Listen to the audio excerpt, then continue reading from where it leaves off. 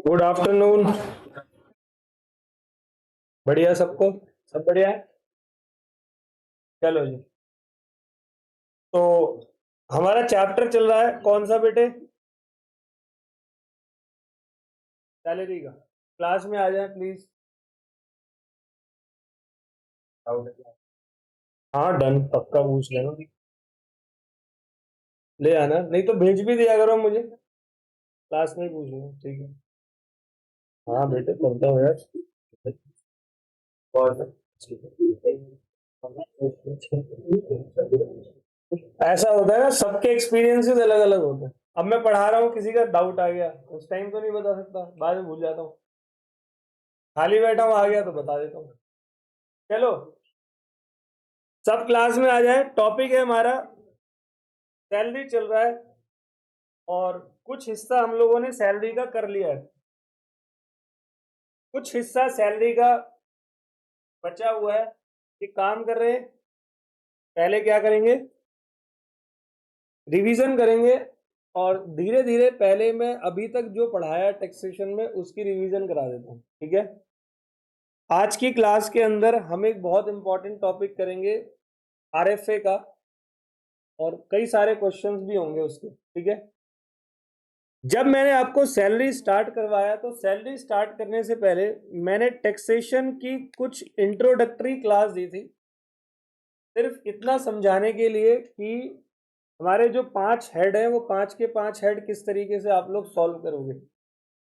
मैंने आपको बताया कि 2 साल होते हैं, असेसमेंट ईयर और प्रीवियस ईयर, इसके बारे में आपको अच्छे से पता लग चुका है।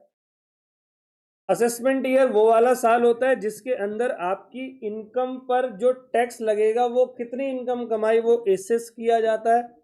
और प्रीवियस ईयर वो वाला साल होता है जिस साल इनकम को अर्न किया जाता है, ठीक है जी? टैक्स जो पे करता है वो असेसी पे करता है। और इनकम कमाने वाले कौन होते हैं? पर्सन होते हैं। पर्सन इंक्लूड्स इंडिविजुअल, एचयूएफ, ठीक है, एलएलपी, पार्टनरशिप फर्म वगैरह वगैरह, ये सब, ठीक है?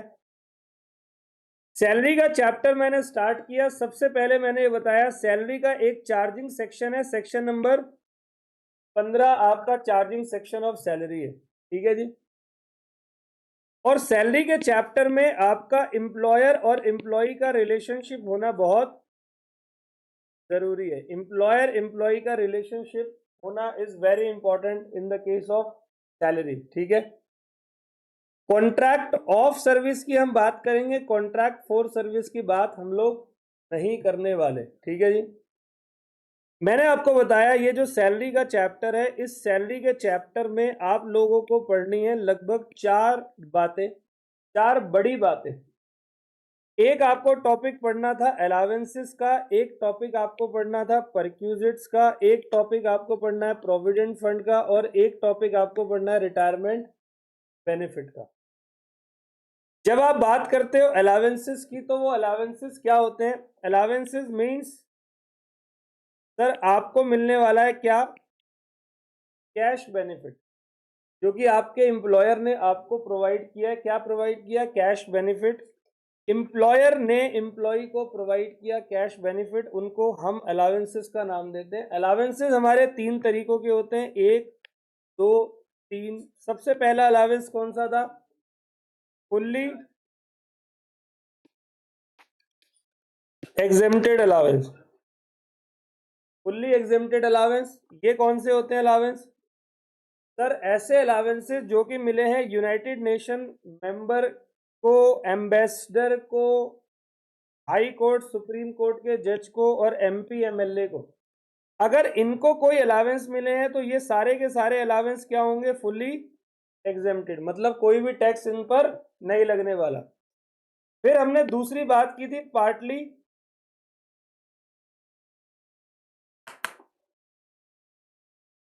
क्या हो गया इसको?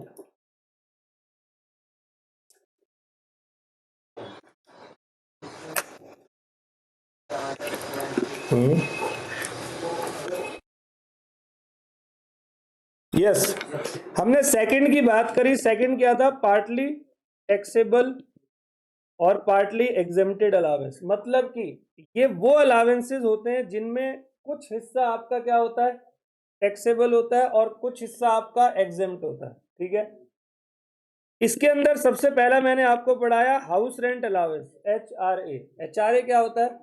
हाउस रेंट अलावेंस जो एम्प्लॉयर ने अपने एम्प्लॉय को दिया वो क्या होगा, कुछ हिस्सा एग्जेम्प्टेड होगा और कुछ हिस्सा क्या होगा, टैक्सेबल होगा। एग्जेम्प्टेड क्या होता है sir? Minimum of following will be exempted. तो 3 पॉइंट मैंने आपको बताए, इन तीनों में से जो सबसे कम अमाउंट था वो क्या था, वो एग्जेम्प्ट अमाउंट था।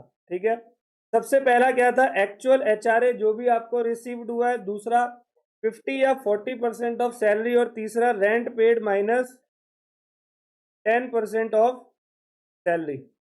HRA की सैलरी जब आप कैलकुलेट करते हो तो HRA की सैलरी होती है B, C और D। B for basic salary, C for commission. कौन सा लेना है सर? कमीशन वही वाला जो फिक्स परसेंटेज ऑफ सेल्स और टर्नओवर हो, और DA आपका dearness allowance, forming part of salary. ठीक है, HRA हो गया था।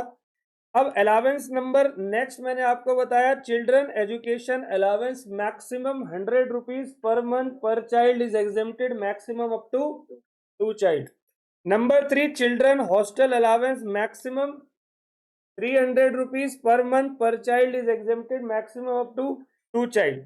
नेक्स्ट अलावेंस मैंने आपको बताया, ये वैसे तो मैंने आपको डिडक्शन के अंदर भी पढ़ाया था, इंटरटेनमेंट अलावेंस। सर प्राइवेट और सेमी प्राइवेट, सेमी गवर्नमेंट के लिए फुली टैक्सेबल होता है इंटरटेनमेंट अलावेंस, और गवर्नमेंट एम्प्लॉय के लिए सेक्शन नंबर 16 2 में इसको डिडक्शन भी दिलवाऊंगा बाद में, लेकिन फिलहाल इंटरटेनमेंट अलावेंस गवर्नमेंट एम्प्लॉय के लिए कैसे निकलता है, minimum of following will be exempted. Number 1 rupees, ऐसे लिख लो 5000 एक्चुअल EA जो मिला है, और 20% ऑफ बेसिक पे।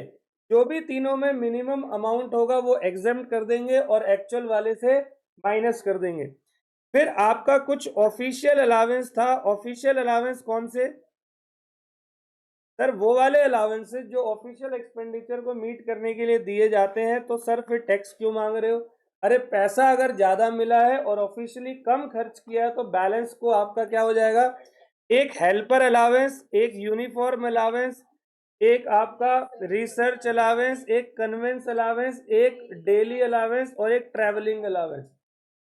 ये 6 अलावेंसेस ऐसे होंगे जो, अच्छा अभी हम ओल्ड रिजीम वाला पढ़ रहे हैं, ठीक है, बाय डिफॉल्ट वाला नहीं।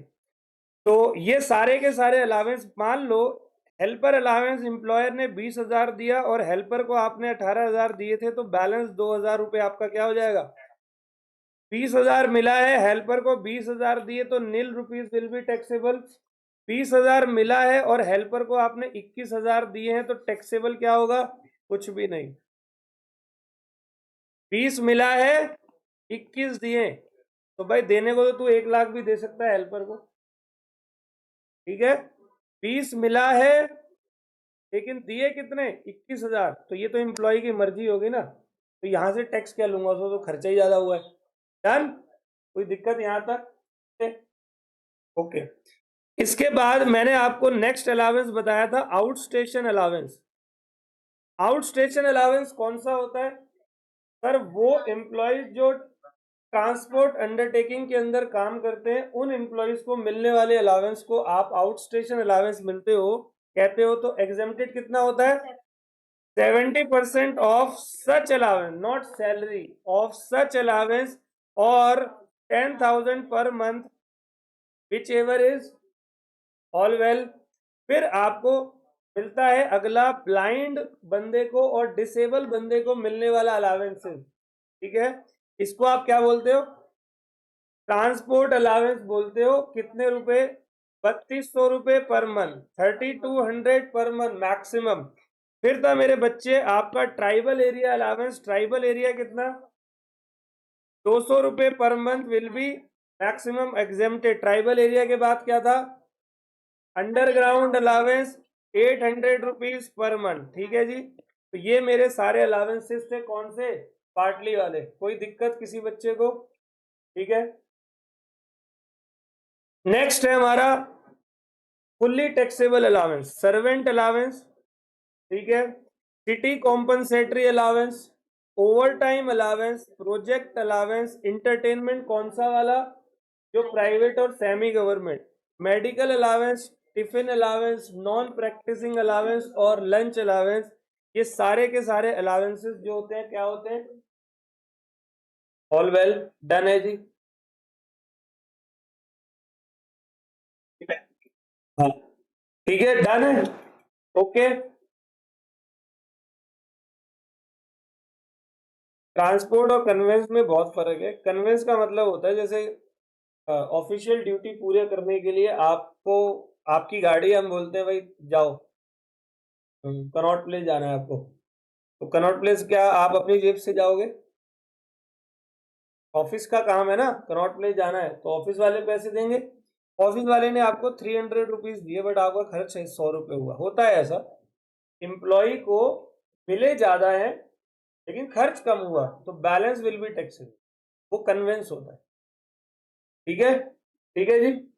और ट्रांसपोर्ट अलावेंस क्या होता है? ट्रांसपोर्ट अलावेंस का मतलब होता है कि अब कोई एम्प्लॉय है, वो अपने घर से ऑफिस जाता है, जो एरिया जो है वो बहुत दूर है, घर से ऑफिस की बात हो रही है, ठीक है, जो एरिया बहुत दूर है, तो यहाँ पर कौन सा अलावेंस बोल जाएगा? Transport allowance. ठीक है जी, डन है। तो ये हमारा ओके। अलावेंस में बताओ यहाँ किसी बच्चे को कोई प्रॉब्लम? डन है जी।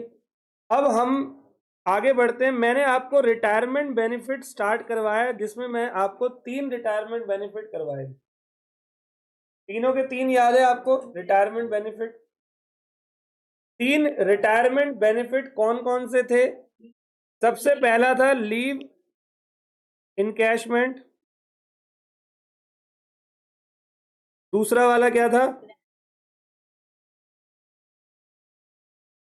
और तीसरा वाला क्या था? ठीक है, तो स्टार्ट करता हूं, बिल्कुल शांत और सुनेंगे अच्छे से। लास्ट रिवीजन है, फिर परक्यूजिट का पहला, फिर आज की क्लास शुरू करेंगे। अच्छा रिवीजन कराता हूँ, टाइम वेस्ट तो नहीं लगता? ठीक है ना, ये बहुत इंपॉर्टेंट है। तो लीव इनकैशमेंट का मतलब कि एम्प्लॉय को लीव इनकैशमेंट मिल रहा है, मतलब पेड लीव मिल रहा है। अगर ड्यूरिंग द जॉब मिला होगा तो ये तो सर फुल्ली टैक्सेबल होता है ड्यूरिंग द जॉब, क्योंकि हम तो पढ़ रहे हैं क्या, रिटायरमेंट बेनिफिट, तो आप सर रिटायरमेंट की बात करते हैं। तो यहां पर क्या है, minimum of following will be exempted. Number 1 में था एक्चुअल लीव सैलरी, ठीक है, जो आपको मिली है, क्वेश्चन में दे रखी होगी, गवर्नमेंट का 25 लाख रुपया, ठीक है। और तीसरा आपका था 10 इंटू एवरेज सैलरी। तो एवरेज सैलरी निकालने का फॉर्मूला क्या है? तो आप जब रिटायर हुए हो उसके पिछले, जिस महीने रिटायर हुए हो उस महीने की बात हम नहीं कर रहे, उससे पिछले 10 महीने की सैलरी को एवरेज कर लेना। और मेरे बच्चे, मैंने आपको बताया था एवरेज सैलरी मतलब होता है बीसीडी, और बीसीडी किसकी सैलरी होती है? तो B for basic commission, fix percentage, और डी ए फॉर्मिंग पार्ट। ठीक है जी। और चौथी बात क्या थी? चौथी बात है आपका leave entitlement minus leave availed multiply average salary. बेटे क्वेश्चन में आपको एम्प्लॉयर ने एम्प्लॉय को कितना भी लीव एंटाइटल किया हो, हमें मैक्सिमम कितना लेना है? सर 1 मंथ या 30 डेज भी आप बोल सकते हो। अगर डेज में कैलकुलेशन करेंगे तो डेज में कर लेना, वरना महीने में करना। डन है। Minus leave avail, avail question के अंदर दे रखा होगा कितना लिया, सही है। चारों अमाउंट आपके कैलकुलेट हो गए, चारों में से जो मिनिमम हो वो एग्जेम्प्ट कर देंगे, और टैक्सेबल क्या होगा? जो आपका लीव सैलरी मिला है एक्चुअल, उसमें से माइनस कर देंगे। डन है, यहां तक कोई दिक्कत? अब बेटे मेरे दूसरी बात आपने ग्रेचुटी की करी, तो ग्रेचुटी में आपको चेक कर लेना है कि ग्रेचुटी किस एम्प्लॉय को मिली है। एक तो कवर्ड एम्प्लॉय होगा और एक नॉन कवर्ड एम्प्लॉय होगा, एक कवर्ड और एक नॉन कवर्ड एम्प्लॉय। ठीक है, डन है, तो कर लें एक बार। जो कवर्ड एम्प्लॉय है मेरा, उसके ऊपर ग्रेचुटी हम कैसे चार्ज करेंगे? तो उसके ऊपर ग्रेचुटी चार्ज करने का भी वही formula, minimum of following will be सबसे पहले एक्चुअल ग्रेचुटी रिसीव्ड, जो भी एक्चुअली ग्रेचुटी रिसीव हुआ है। नंबर 2 सर 20 लाख रुपए। नंबर 3 देखो बेटे कवर है, कवर होता है तो 15/26 multiply basic plus DA. DA हमारा कोई फॉर्मिंग कुछ नहीं है, जो अमाउंट दे रखा है वो ऐड कर दो और multiply completed year of service in excess of 6 month हो तो वो भी ऐड कर देना। मतलब 26 साल 6 महीने 1 दिन काम किया तो वो टोटल कितने हो जाएंगे? 27 साल। 26 साल 6 महीने काम किया तो 26 ही रहेंगे, क्योंकि इन एक्सेस बोला हुआ है। All well. फिर हमने बात करी थी नॉट कवर्ड की, तो नॉट कवर्ड में क्या है? Minimum of following will be exempted. Number 1 actual gratuity receive. Number 2 आपका 20 लाख। नंबर 3 1/2 या 15/30 भी बोल सकते हो। मल्टीप्लाई एवरेज सैलरी, ये आपको निकालनी आती है बीसीडी। मल्टीप्लाई कंप्लीटेड ईयर, और सिर्फ कंप्लीटेड, यहाँ पर इन एक्सेस वगैरह की जरूरत कुछ भी नहीं है। कोई दिक्कत? डन है जी? हाँ बेटे, एवरेज सैलरी कहीं भी आ जाए ना वो बीसीडी ही होगा इस चैप्टर में। डन है बेटे? चलो अब बात करते हैं लास्ट की, पेंशन की। तो पेंशन एक बहुत आसान है। देखो पेंशन पहले चेक करो गवर्नमेंट एम्प्लॉय को मिल रही है या प्राइवेट एम्प्लॉय को मिल रही है। गवर्नमेंट को अगर कम्यूटेड पेंशन मिल रहा है तो वो एग्जेम्प्ट होता है, अगर अनकम्यूटेड मिल रहा है तो फुल्ली टैक्सेबल होता है। अनकम्यूटेड गवर्नमेंट प्राइवेट किसी को भी मिले फुल्ली टैक्सेबल। कम्यूटेड वाला प्राइवेट और सेमी गवर्नमेंट के लिए पार्टली पार्टली वाला गेम होता है। डन है? तो पेंशन निकालते वक्त आप ये चेक करो, अगर उसको ग्रेचुटी मिल रही है और अगर उसको नॉट रिसीविंग ग्रेचुटी, अगर ग्रेचुटी मिल रही है तो टोटल वैल्यू ऑफ पेंशन जो भी होगा उसका 1/3 एग्जेम्प्ट हो जाएगा। ठीक है? तो जितना एग्जेम्प्ट है वो ग्रेचुटी के अमाउंट से माइनस, सॉरी कम्यूटेड वैल्यू से माइनस कर दो, आपका आंसर आ जाएगा। और अगर नॉट रिसीविंग ग्रेचुटी है तो टोटल वैल्यू का हाफ।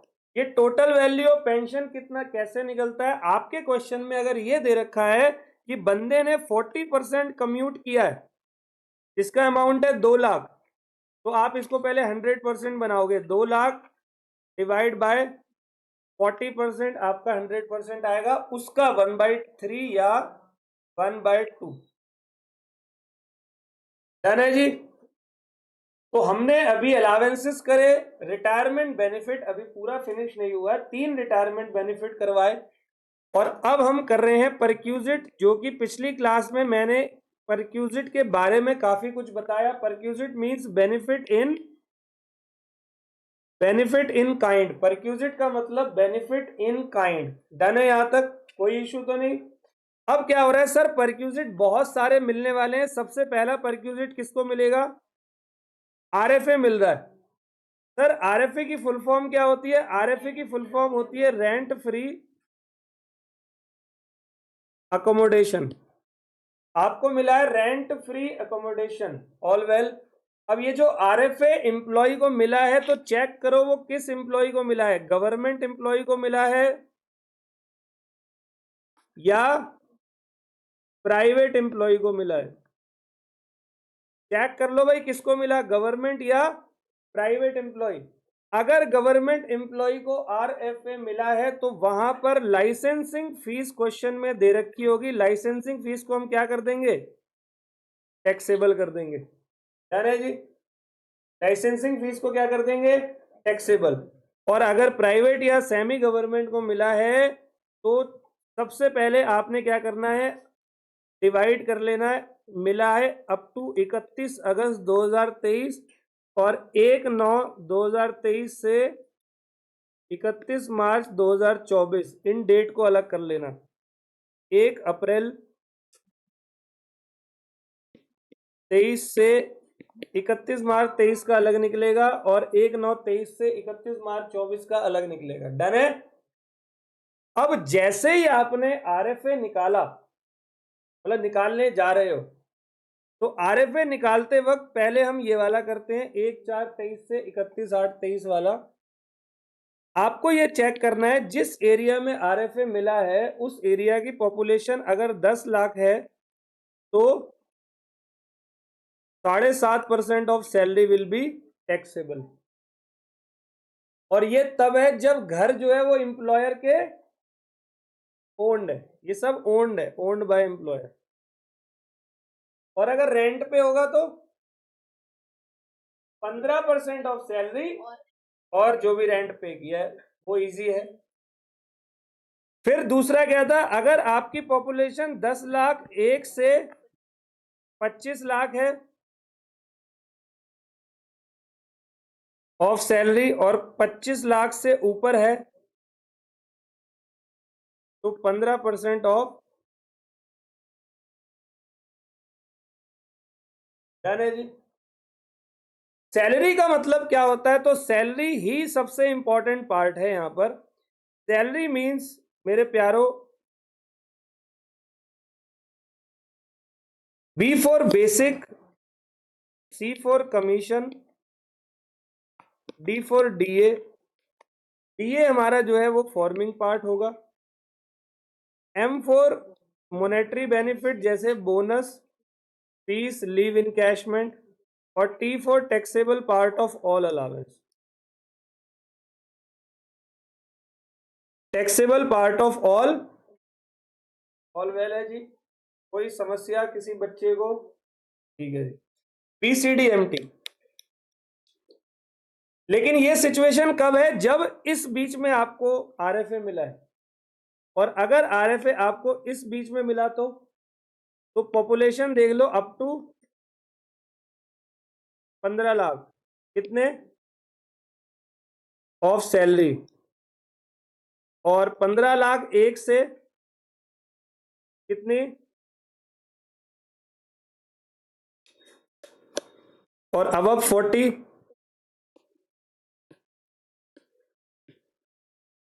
सैलरी सेम है।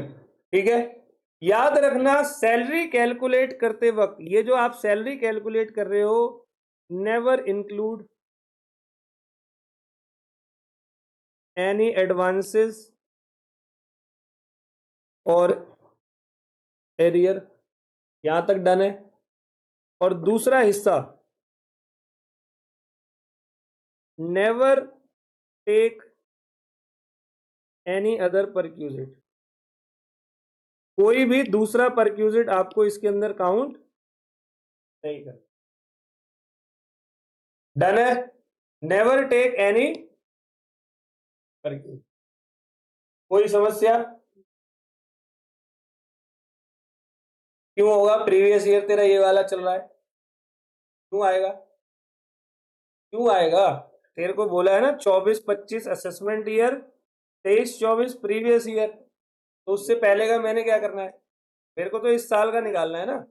हाँ, अगर तेरे से ये बोले कि 22-23 और 23-24 दोनों का निकालो, बोलेगा ही नहीं कभी।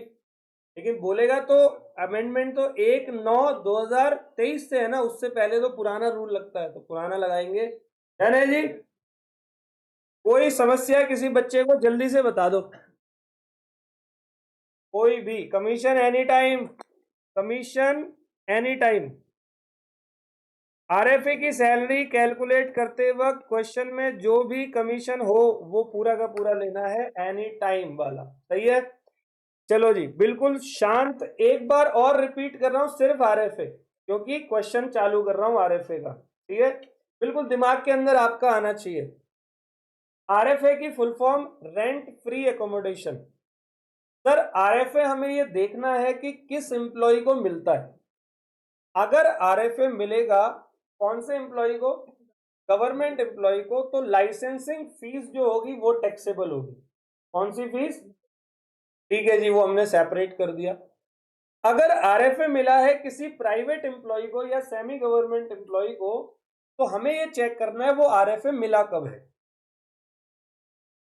क्या वो आरएफए 1/9/23 ऑनवर्ड्स है, और उसी मतलब 1/9/2023 से मिला है, या 1/9/2023 से पहले, क्योंकि ये पूरा अमेंडमेंट आया है।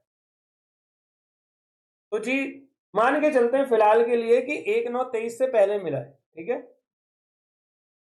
अब यहां पर आप लोगों को क्या करना है, आरएफए कैलकुलेट करते वक्त सबसे पहला क्वेश्चन के अंदर ये देखना है कि वो घर एम्प्लॉयर का है या रेंट पे है। अगर वो रेंटेड है तो 15% ऑफ सैलरी, और जो भी रेंट पे किया एम्प्लॉयर ने विच एवर इज लोअर और लेस। डन।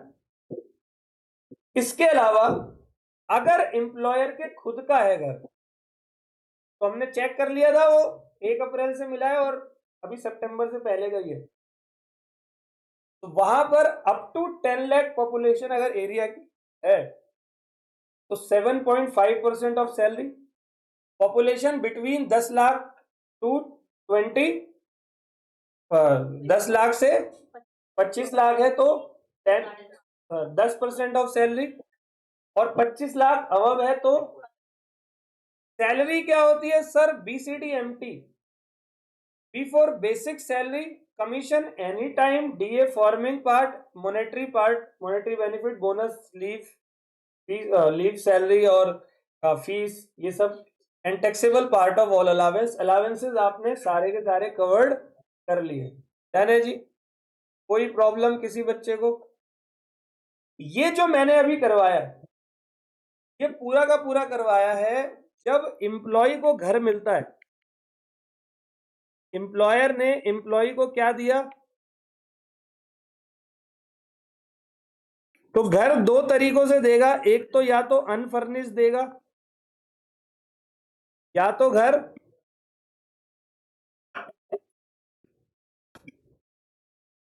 अनफर्निश देगा या तो,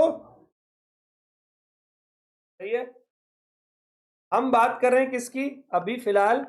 अनफर्निश घर की, क्योंकि फर्निश में एक दो और एड ऑन हो जाएगी आपकी चीजें। तो अभी क्वेश्चन अनफर्निश का। डन है? क्वेश्चन लिखो जरा कॉपी पे, बोलूंगा एक दो क्वेश्चन, फिर वो बुक वाले करेंगे।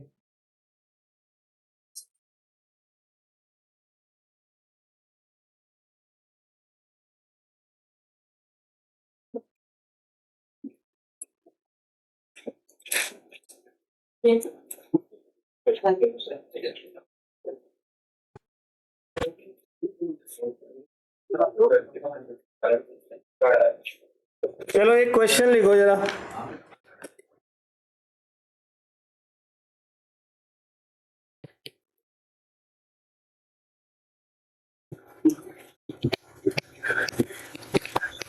लिखो, mister X gate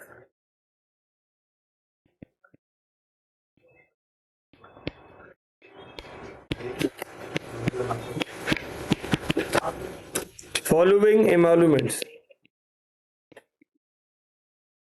basic pay इसको मिल रहा है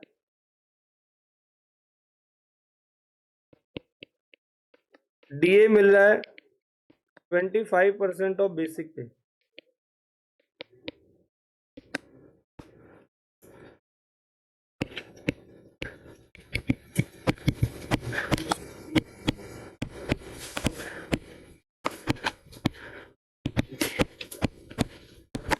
कमीशन 1 मंथ ऑफ बेसिक पे, बोनस 6000 पर एनम का ये, ठीक है।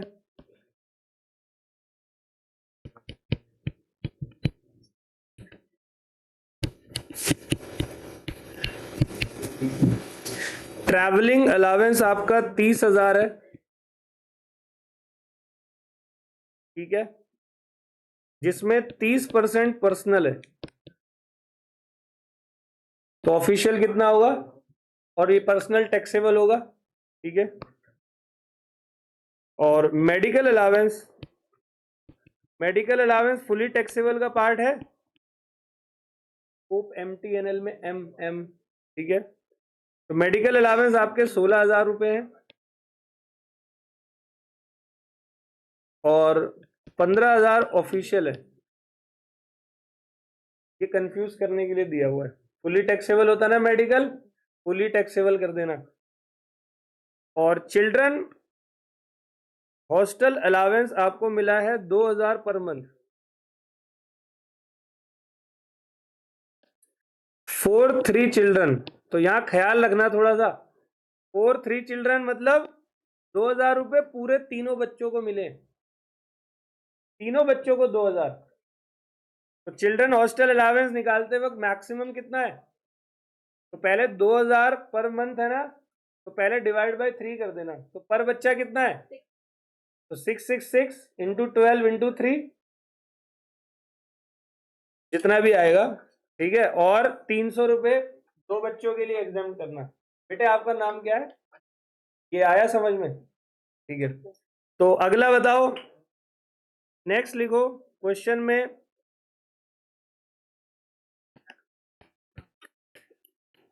रियम्बर्समेंट ऑफ गैस और इलेक्ट्रिसिटी बिल।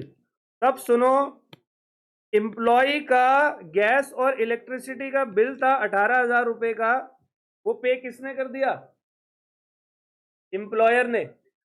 ये परक्यूजिट हो गया ना, obligation of employ met by employer. बेटे सैलरी निकालते वक्त नहीं, सैलरी निकालते वक्त never include any amount of perquisite, बताया था अभी। काइंड, अरे ऑब्लिगेशन है ना उसकी, समझे नहीं? अगर मैंने पैसे आपको दिए, आपको पैसे दिए, बोले जाओ, मैंने पैसे नहीं दिए, मैंने आपकी ऑब्लिगेशन को पूरा मैंने किया है, आपको परक्यूजिट बोलते हैं, इसको अलावेंस नहीं बोलते। डन है? अब आप लोगों को सिर्फ क्या करना है, कैलकुलेट आरएफए।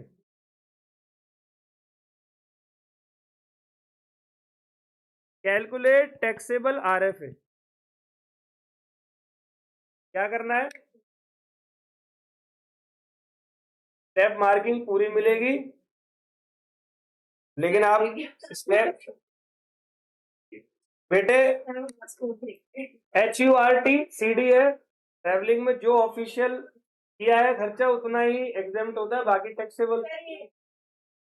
तो पर्सनल है तो 70 ऑफिशियल होगा, पर्सनल टैक्सेबल होगा, 70 एग्जाम्प्ट। ठीक है,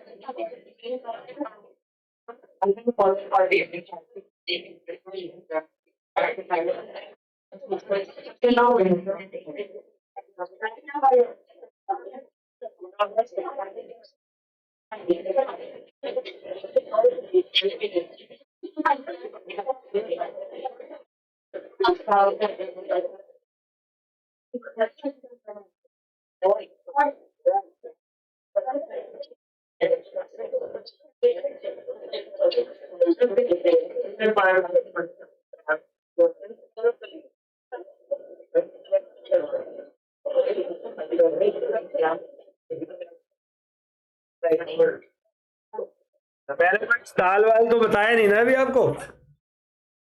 हाँ, अभी आपको सिर्फ प्रैक्टिस करना है ना। क्वेश्चन सुनो सब, आरएफए से रिलेटेड कुछ नहीं है,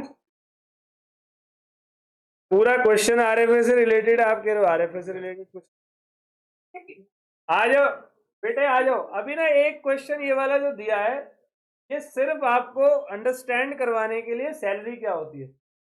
अब ना सबके सब प्लीज बेटे, अब अपने आप नहीं, मैंने दिया ना टाइम, अब एक बार इधर आ जाओ। चलो एक बार आप सुन लो, अब मैं बता रहा हूं बेटे, प्लीज कम कम कम। ये कह रहा है mister X gets the following emolument. उस बंदे को बेसिक पे मिला है 20,000 पर मंथ, डीए क्या है 25% ऑफ, तो कुछ 5,000 रुपये आ जाएगा, लिख देता हूं। लेकिन फॉर्मिंग पार्ट के बारे में कुछ भी नहीं है। कमीशन 1 मंथ ऑफ बेसिक पे है, तो 20,000 ही कमीशन भी हो जाएगा, है ना।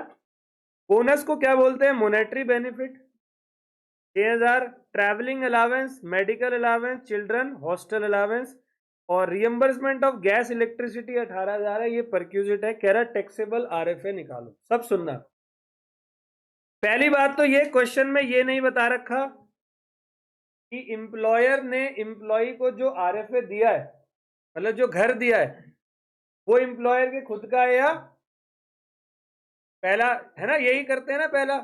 तो अगर क्वेश्चन में नहीं दे रखा होगा तो आपको मानना है, पहली बात। है।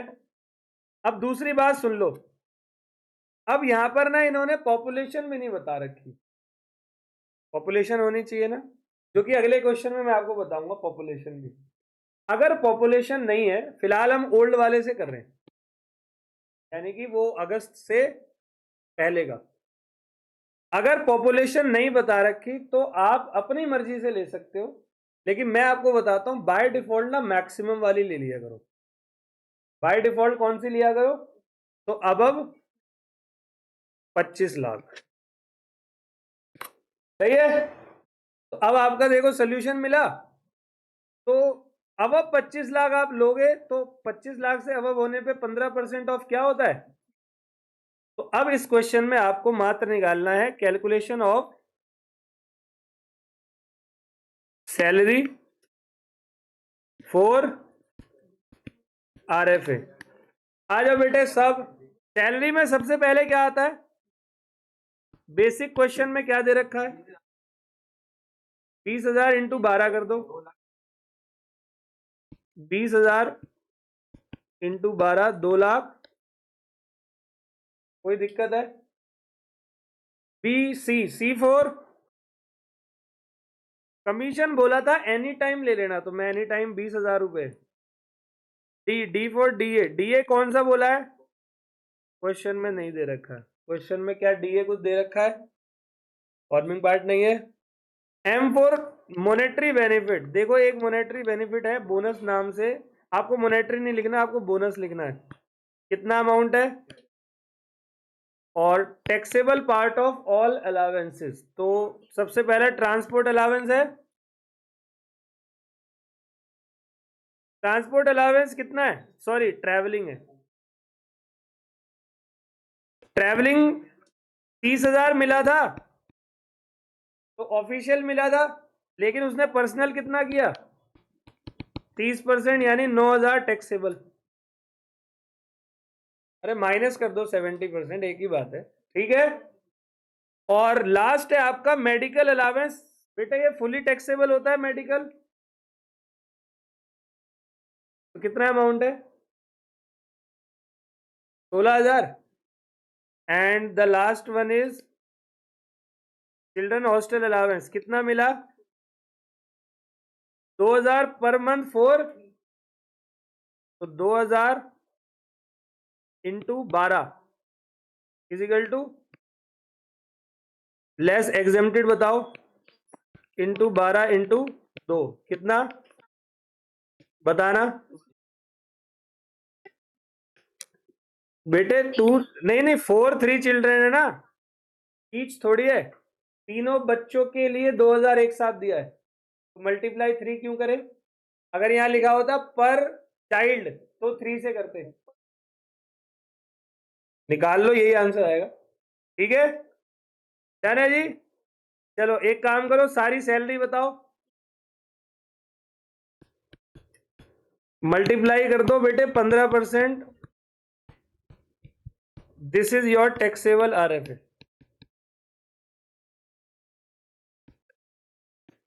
डन है जी।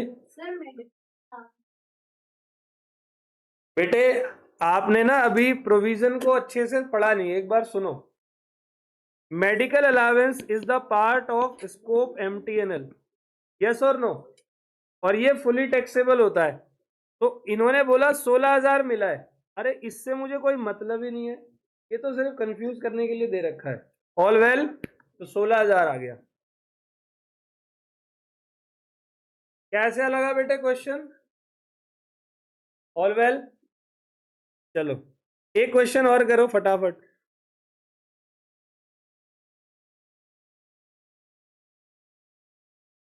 अभी मैं ओल्ड वाला करा रहा हूं, एक क्वेश्चन और फिर मैं आऊंगा न्यू वाले पे। नहीं, जैसे ही आप एंड में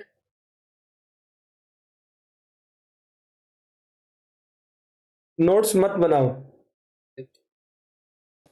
सुनो जी, जो आपके नेक्स्ट चैप्टर होगा ना सैलरी के बाद, इसके बाद पूरा का पूरा डायरेक्ट टैक्स हम कॉपी में नोट करेंगे, ठीक है। हाँ, मैं कॉपी में नोट करवाऊंगा सैलरी के बाद, ठीक है। सुन तो ले यार, बोलता पै पै पै पै।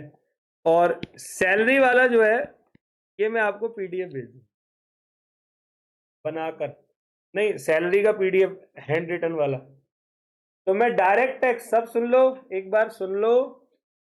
आपको सैलरी के बाद का जो चैप्टर होंगे आपका पूरा नोटिंग होगा, और ये सैलरी वाला मैं पूरा, क्योंकि सैलरी में अमेंडमेंट भी बहुत सारी है, सैलरी वाला पूरा का पूरा मैं आपको पीडीएफ हैंड रिटन वाला दे दूंगा, hand written notes, short notes. Done है, ठीक है। तो फिर आपको बनाने की आवश्यकता नहीं है, आपको सिर्फ प्रैक्टिस करनी है क्वेश्चन की। डन है, अगला क्वेश्चन करो। लिखो, mister X gets,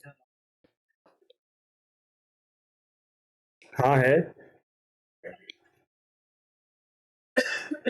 mister X gets the following. ये जो है ना इसके अंदर, ये क्या है, ये है ना। आ जाओ, मिस्टर एक्स गेट्स फॉलोइंग, लिखो।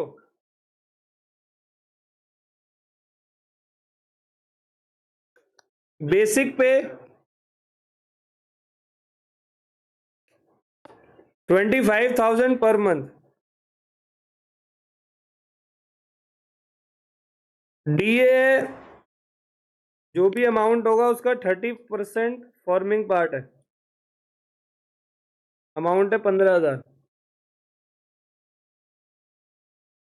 Per annum.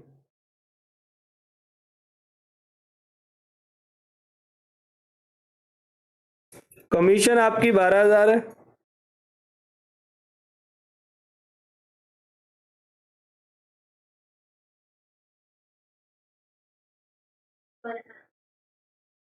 हाँ बेटे। एरियर ऑफ बोनस, पहले का कभी का बोनस मिल गया इस साल, हाँ 21-22 का मिल गया, तो ये मिला है आपको 12,000, नहीं 18,000, नहीं नहीं, एक मिनट, अमाउंट में मैंने गड़बड़ कर दी, डीए 10,000 है पर मंथ, और कमीशन तुम्हारा 15,000 है, बोनस 12,000।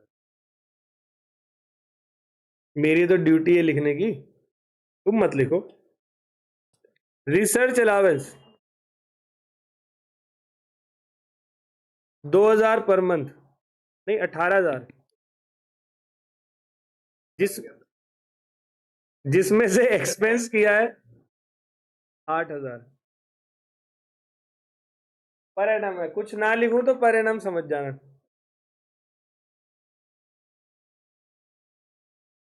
सर्वेंट अलावेंस, ये एक्सपेंसेस 8,000 ना ऑफिशियली है,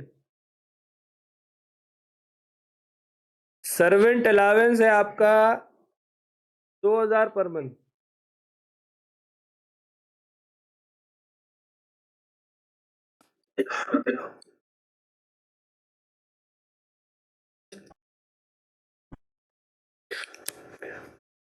income tax of employ,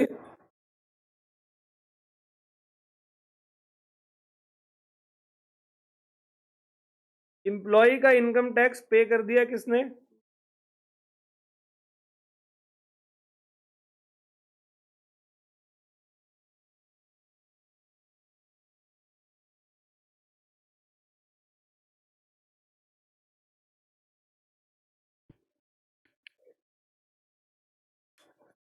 tribal area allowance है,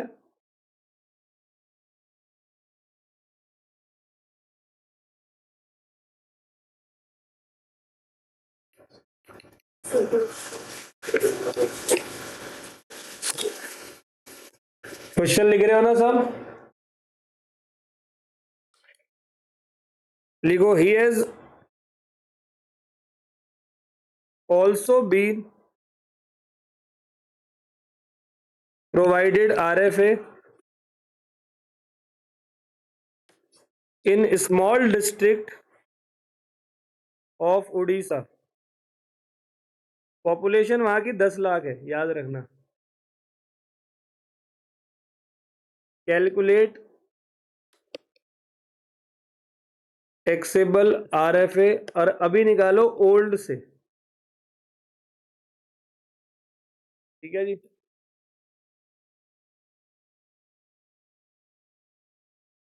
फ्री कार फैसिलिटी मतलब कार मिल गई, परक्यूजिट है,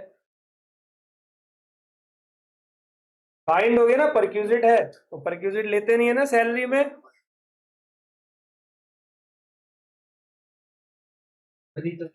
सबसे नीचे ये रहा ना बेटे, ओल्ड रिजीम में करना है। अच्छा,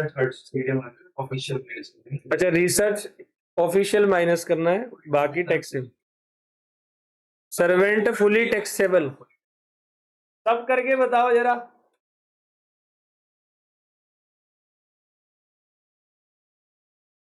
सब करके बताओ।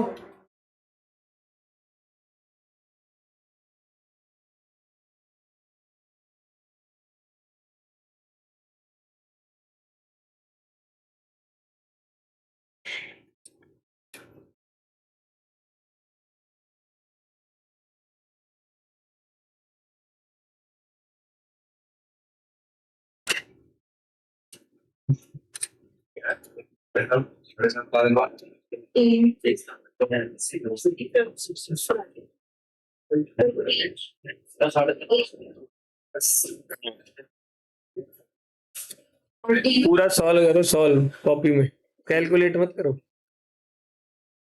ये तो आंसर है। अच्छा, क्वेश्चन के साथ आंसर पहुंच भी गए, वेरी नाइस।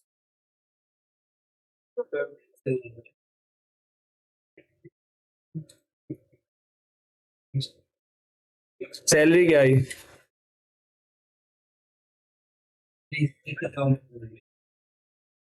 थोड़ा सा गड़बड़ है बस।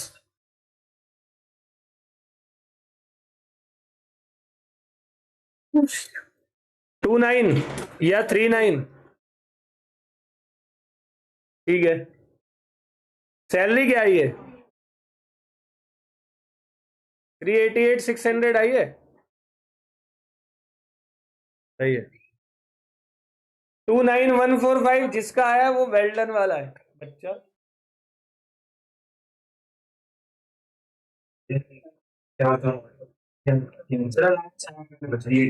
बेटा करते क्यों नहीं हो?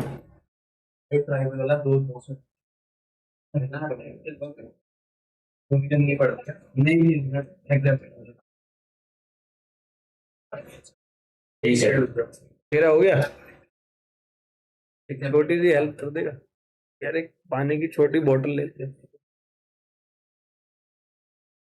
परक्यूजिट है वो नहीं लेते, छोटी वाली लेते।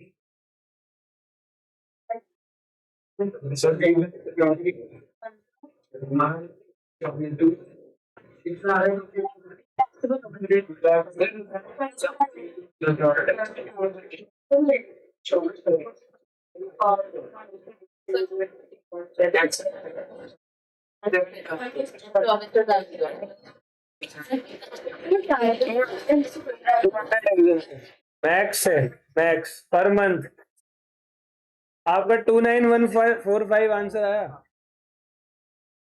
चलो जी, परक्यूजिट है, obligation of employ met by employer, कुछ नहीं करना है इसका,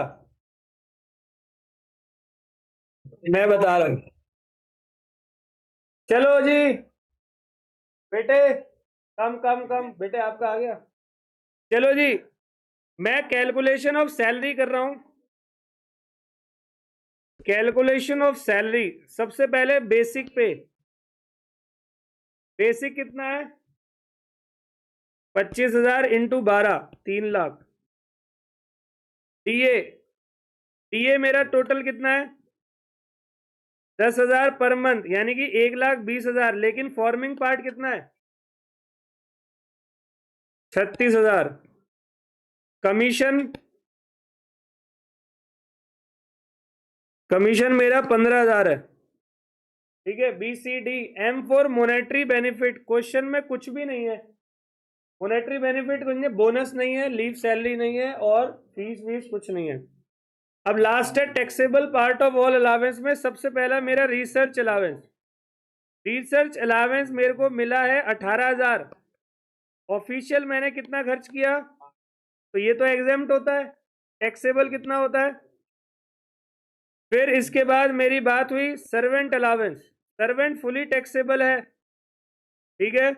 तो 2000 into 12 is equal to tribal area allowance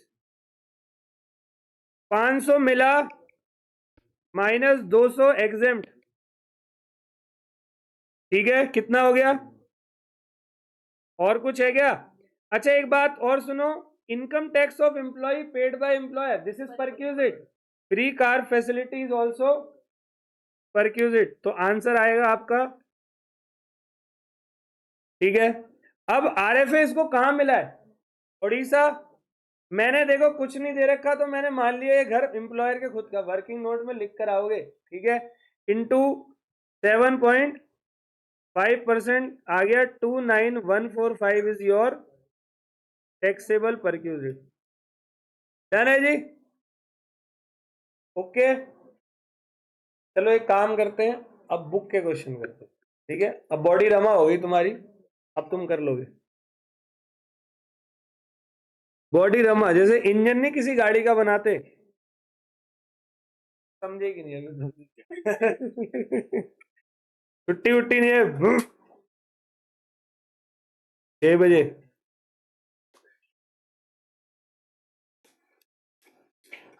tax की क्लास से पहले और सर हाँ सर फॉर्चून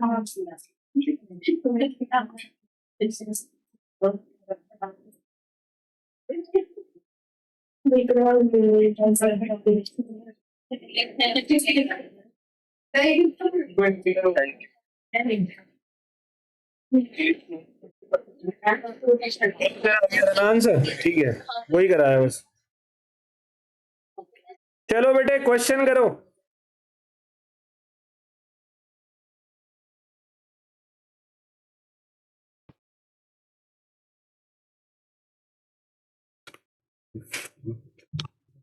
अच्छा इन क्वेश्चन में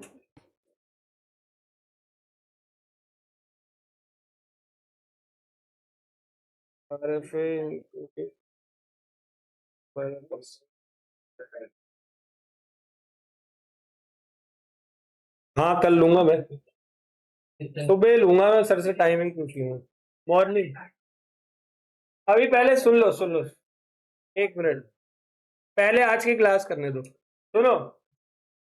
अभी ना आपको एक प्रोविजन और बताना है मुझे, उसके बाद मैं क्वेश्चन दे रहा हूं। प्रोविजन सुन लो, बहुत छोटा सा प्रोविजन है।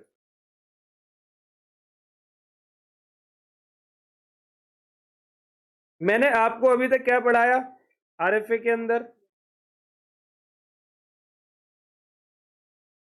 यस, ये आरएफए हमने पूरा का पूरा पढ़ा था, कोई दिक्कत थी इसमें? नॉट ओन्ड हमने कर लिया, 1/9 से बता दिया मैंने, ये 7.5 5% ये डन है आपका। आरएफए की सैलरी डन है, सब कुछ ओके है, डन। अब सब सुने बहुत अच्छे से। अब मान लो कि एम्प्लॉयर ने एम्प्लॉय को जो घर दिया, एम्प्लॉयर ने एम्प्लॉय को जो घर दिया है वो फुली फर्निश्ड है, मतलब उसमें वो एसी वेसी सोफा वोफा सब लगा के दिया है। एम्प्लॉयर ने एम्प्लॉय को घर दिया और वो फर्निश्ड दिया।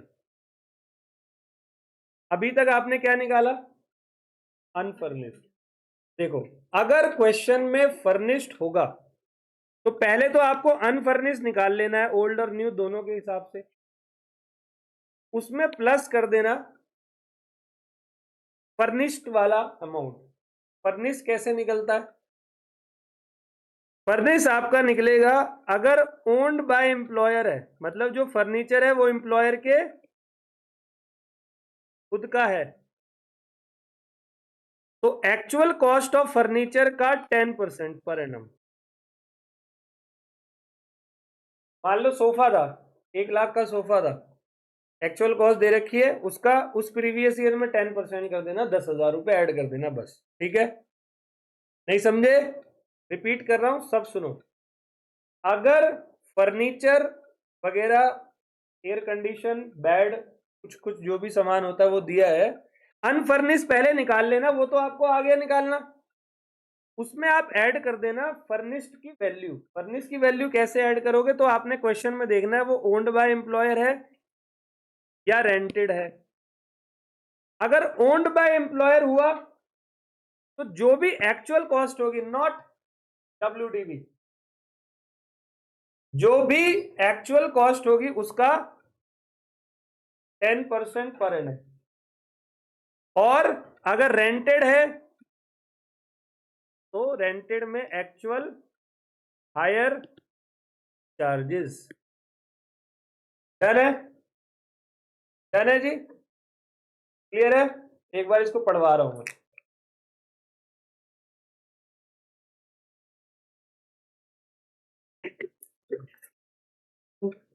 सब देखो,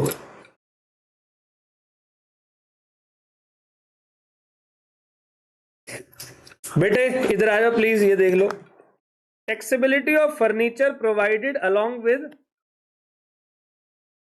the perquisite value of furniture, that is TV, AC, fridge, other household, shall be calculated in the manner given below.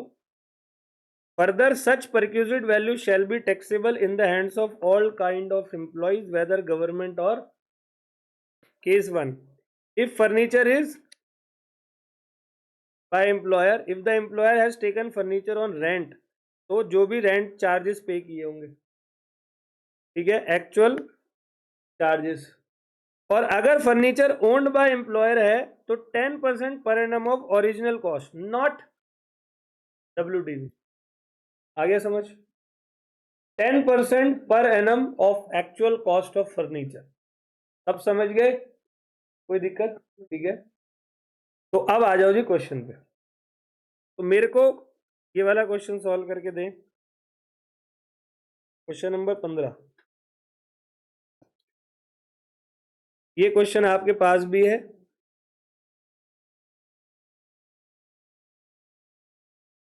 ठीक है। एक बार मैं इस क्वेश्चन के नीचे वाली लाइन भी पढ़ा देता हूं, स्क्रीन पे नहीं आ रही, एक बार बस पढ़ा रहा हूं फिर ऊपर कर दूंगा। इन्होंने क्या बोला, accommodation has been taken on rent by the company 14,000, आपकी क्या वैल्यूएशन होगी if employee does not exercise any option and hence by default under the new regime. दोनों रिजीम से आपको निकालना है, एक ओल्ड से भी और एक न्यू रिजीम से भी, दोनों में सेम रहेगा। बस न्यू रिजीम और ओल्ड में फर्क क्या होगा बताओ? अलावेंसेस वाला, क्योंकि RFA की सैलरी निकालते वक्त अलावेंस का यूज करते हो। न्यू रिजीम में उस अलावेंस का यूज मत करना जिसपे एग्जेम्पशन नहीं देता वो वाला आपको आता है। नहीं समझे? क्या रिपीट करने की जरूरत है? सब सुनो, सब सुनो बेटे, आप सुनना ध्यान से। RFA का क्वेश्चन अगर आपके पास आता है, आपको बोला न्यू रिजीम या ओल्ड रिजीम, कुछ नहीं दे रखा तो न्यू रिजीम, ठीक है। तो ओल्ड और न्यू में ज्यादा फर्क नहीं है। RFA जो अभी मैंने आपको सिखाया पूरा 100% सेम निकलेगा, न्यू में भी ओल्ड में भी, लेकिन न्यू में बस एक डिफरेंस आएगा। वो क्या? क्योंकि जब हम RFA की सैलरी निकालते हैं तो सैलरी निकालते वक्त सैलरी में हम लेते हैं सबसे and BCDMT, T for taxable part of all allowances. तो जब न्यू रिजीम की सैलरी आप कैलकुलेट कर रहे होगे तब उसमें कुछ अलावेंसेस आपको नहीं लेने होंगे, क्योंकि न्यू रिजीम में उन अलावेंसेस पर एग्जेम्पशन नहीं मिलती। वो कौन सी है? जैसे कि house rent allowance, uniform, research. Very nice, बहुत बढ़िया, डन, वेरी नाइस। चलो करो अब मुझे ये क्वेश्चन सॉल्व करके दो। हाँ वो फुली टैक्सेबल है। हाँ तो वो विदाउट एग्जेम्पशन आपको सैलरी में लेना है, ठीक है। एग्जेम्प्टेड पार्ट आपको माइनस नहीं करना न्यू रिजीम में। यस, अब ये बोलेगा ना आपसे इधर आओ, सब सुनो। अब देखो इस क्वेश्चन में बच्ची ने ये पूछा इसे फर्स्ट से लेना है क्या, तो देखो A is working as A of P company limited, particular of is salary, financial year 23-24 है, सैलरी 20,000 पर मंथ है, बोनस 38 है, कन्वेंस, मेडिकल, आरपीएफ, ये वाला अभी छोड़ देना बेशक। He has been provided RFA in Gurgaon with population of, compute करो। अब आपको कुछ नहीं बोला ना, अरे मेरे प्यारे, अब आपको 2 आरएफए निकालने पड़ेंगे। 1 अप्रैल 2023 से 31 अगस्त 23 का अलग निकलेगा, और 1/9/23 से 31 मार्च 24 का अलग निकलेगा आरएफए। रिपीट कर रहा हूं, सुनो, देखो डिस्टरबेंस नहीं, चुप रहो चुप रहो, 1 मिनट में समझा रहा हूं, अच्छे से सुनना। आरएफए मिला है, प्रीवियस ईयर क्या है, और 23-24 में एक अमेंडमेंट है। अमेंडमेंट क्या है, अगर किसी इंप्लॉई को आरएफए 1 अप्रैल 23 से 31/8/23 के बीच में मिला है, तब सुनना, डिस्टरबेंस नहीं बेटे, इधर उधर मत देखो, सुन लो। तो यहां पर निकलेगा वो वाला जो अप टू 10 लाख 7.5%, 10 लाख 1 से 25 लाख 10% ऑफ सैलरी, और अब 25 लाख 15% ऑफ सैलरी, ठीक है। और मान लो उस एम्प्लॉय को इसके आगे भी आरएफए मिला है, जो कि इस क्वेश्चन में मिला है, इस क्वेश्चन में पूरे साल मिला है ना, तो 1/9/23 से 31 मार्च 24 का जब आप निकालोगे, तब वहां पर, जल्दी बताओ, अप टू पॉपुलेशन क्या है, 15 लाख अप टू पॉपुलेशन पे कितने परसेंट है, 5% है शायद, और 15 लाख 1 से कितना है, तो इस क्वेश्चन में टोटल पॉपुलेशन क्या है, 20 लाख। तो 1/9/23 से 24 के बीच जब निकाल रहे होगे, तो आप 7.5% ऑफ सैलरी निकालोगे, और क्योंकि 20 लाख पॉपुलेशन है, तो 10% ऑफ सैलरी निकालोगे आप 1 अप्रैल 23 से 31 मार्च 24 के। अब सैलरी तो सब कुछ सेम रहेगी, बस बाइफरकेट कर देना। ये देखो इन्होंने किया हुआ है, दिखाता हूँ, ये देखो, सैलरी फ्रॉम 1 अप्रैल 23 से 31/8 इन्होंने ये निकाला, और सैलरी फ्रॉम 1 ने से ये निकाला, समझ गए। चलो अब करके दिखाओ। Taxable part of all allowance आएगा,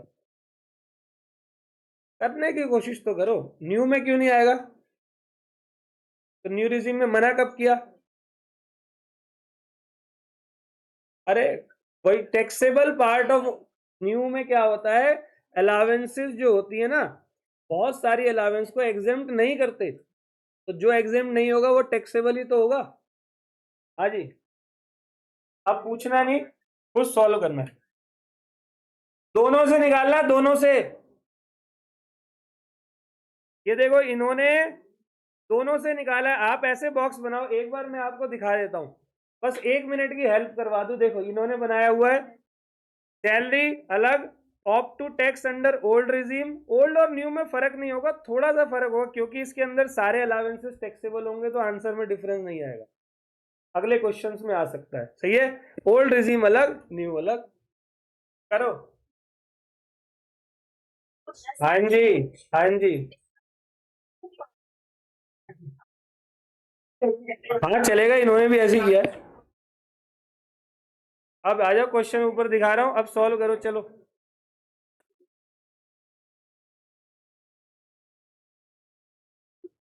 करो बाजी करो।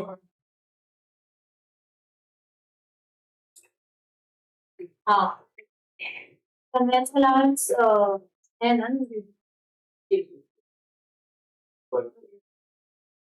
Convince allowance.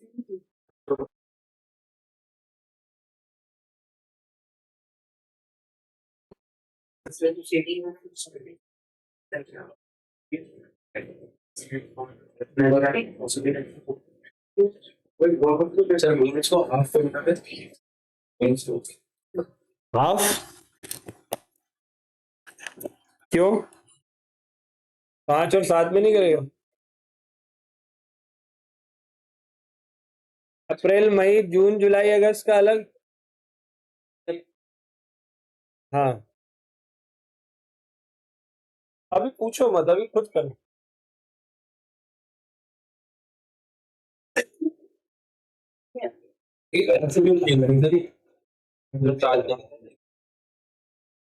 वो बी कॉम में करेंगे सीए कर रहे हो ना अभी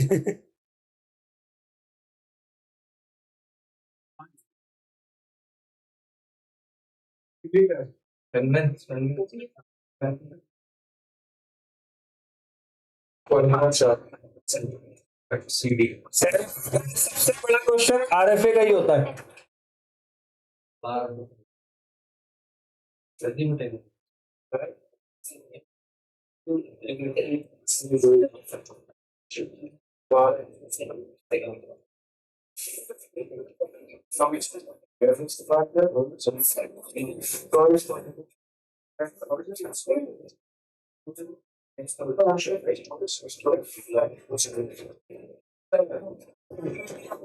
सेम ही होगा इस क्वेश्चन में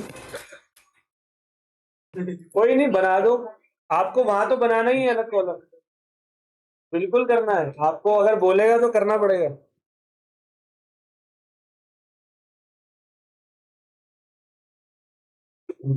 ये रिमोट का है इसका बोलो ना सुन ये तो इसी का है कुछ नहीं कर बेटे करना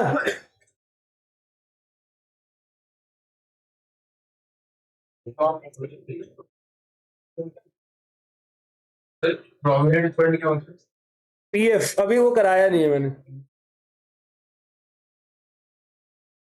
थोड़ा छोटा कर दिया ठीक है हाँ इग्नोर करो बेटे नीचे की लाइन देख लो मुझे ऊपर करना है एक ये accommodation has been taken on rent by the company at 14,000 per month ठीक है चलो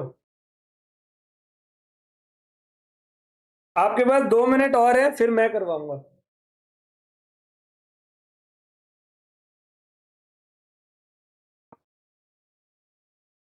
एक बनाओ पर्टिकुलर्स एक कॉलम 2 कॉलम बनाओ सैलरी बिटवीन 1 अप्रैल 23 से 31 अगस्त 23 और तीसरा कॉलम कौन सा होगा 1/9/2023 से 31 मार्च 24 3 कॉलम हो गए चौथा कॉलम टोटल का होता है अगर आप वहां करना चाहें वहां कर सकते हो वरना नीचे भी कर सकते हो यही कर लो पांचवा कॉलम 1 मिनट पांचवा column opt to be tax under old regime और छठा कॉलम न्यू रिजीम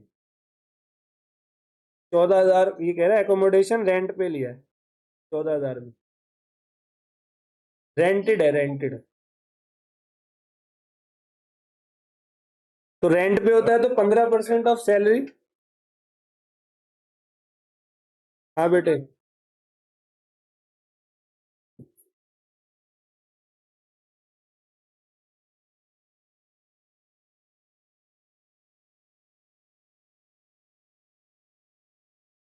हाँ तो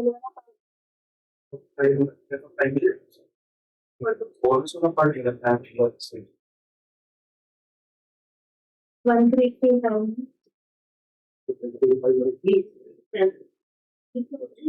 चलो मुझे कराने दो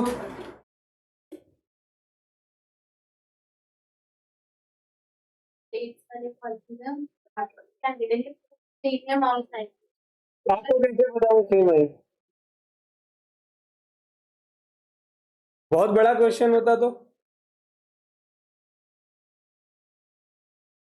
नहीं कर सकते इसमें आ रहा है वो इंसिडेंटली इस क्वेश्चन में आ रहा है ये आंसर अब मैं करवा रहा हूं चलो सब चुप हो जाओ अब ये सॉल्व मैं करूंगा question yes yes come calculation of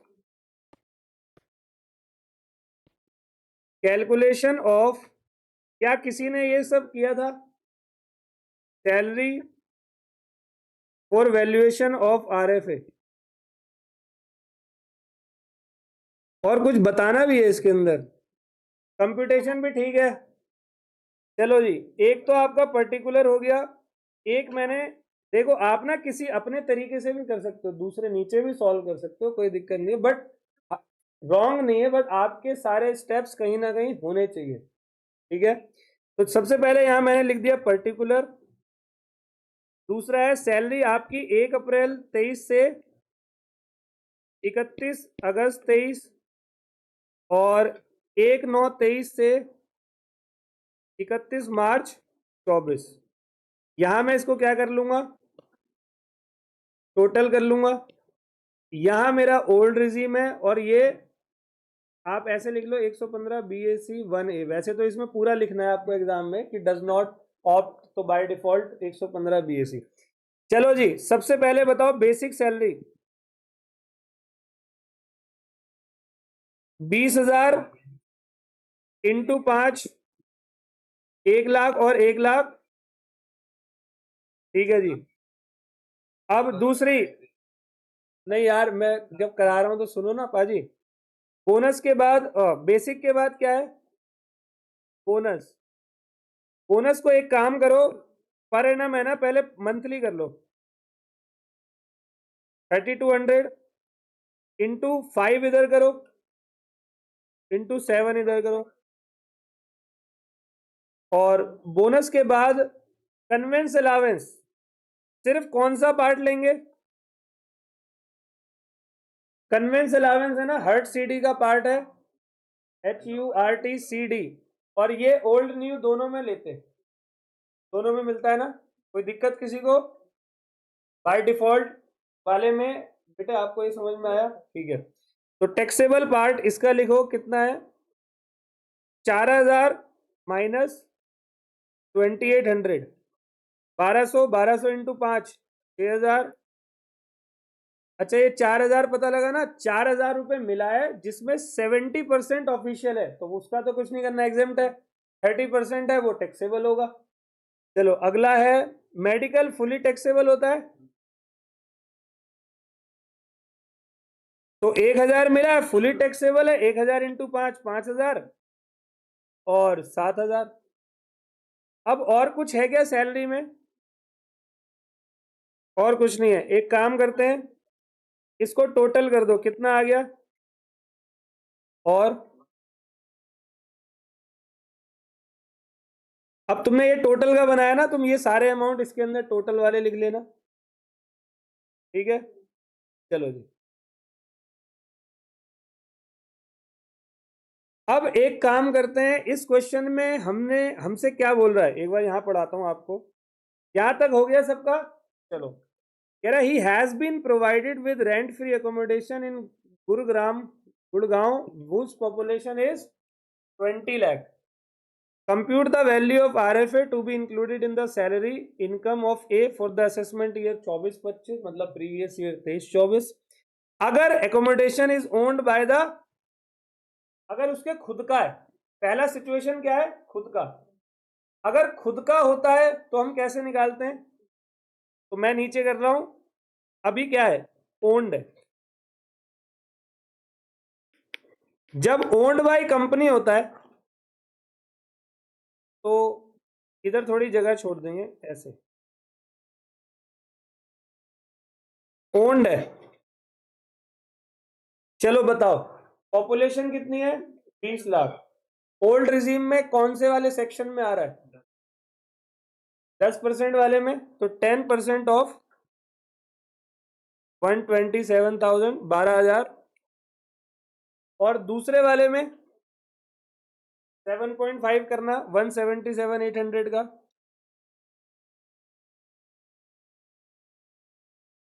33,1335। यानी यहां तक ओल्ड मैंने कर लिया, ओके। चलो अब आगे क्या कह रहा है, what the accommodation has been taken or rent by the company at rupees 14,000 per month. अगर एकोमोडेशन कंपनी ने रेंट पे लिया हो तो क्या होगा, तो क्या होता है बताओ, एक सिचुएशन तो हमने कर ली जब खुद का हो। अब सिचुएशन नंबर 2, रेंट पे लिया तो क्या करेंगे? तो ओल्ड रिजीम में कहता है 15% ऑफ और एक्चुअल रेंट पेड। डन है? डन है जी। चलो देखते हैं।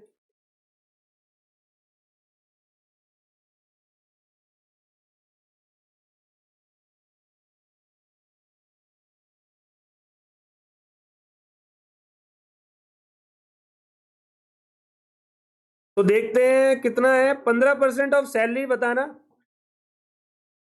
127,000 का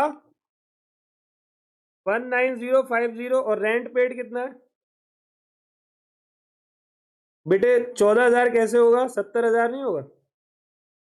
14,000 पर मंथ है ना, तो 5 मंथ का कितना होगा? 70। तो लोअर क्या है?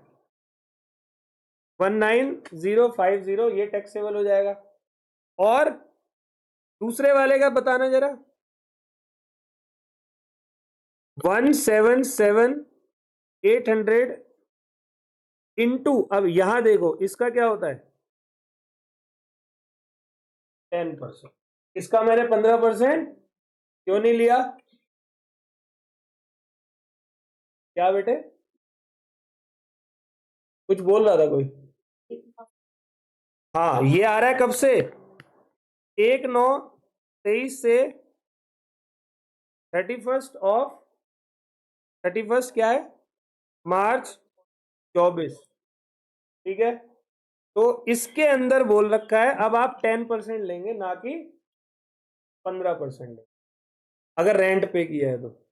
डन? समझ गए? नहीं आया बेटे? कौन सा नहीं है? ये वाला आ गया ऊपर। देख, पहले वाले में क्या था? ओल्ड रिजाइम में क्या था कि अगर रेंट पे किया, रेंट पे लिया हुआ है, तो फिर 15% ऑफ सैलरी और एक्चुअल रेंट पेड। अब न्यू वाले में जो आया है, जो अमेंडमेंट आई है, उसमें क्या कह रहा है? 15 नहीं आएगा, 10% ऑफ सैलरी है, क्योंकि पॉपुलेशन क्या हो गई है। अब न्यू वाले में आपने देखा, न्यू वाले में रेट ऑफ परसेंटेज क्या हो गया? पहले 7.5 से शुरू होता था, अब कितने से हो रहा है? 15 से हो रहा है। ओ सॉरी, 5 से हो रहा है। फिर वो 10 पे गया, वो 7.5 पे आया, उसका 15% है, ये 10 पे आ गया। है? नहीं आया? रिजीम का नहीं है, इसी का पार्ट है, बस 1/9 से मिला है। तो 1/9 वाले में चेंजेस आए थे ना, बदलाव, तो उसमें ये भी बदलाव आया कि रेंट पेड अगर मालिक ने खुद किया है तो 10% लेंगे इंस्टेड ऑफ 15%। आ गया जी? बताओ, कोई डाउट किसी को इस क्वेश्चन में?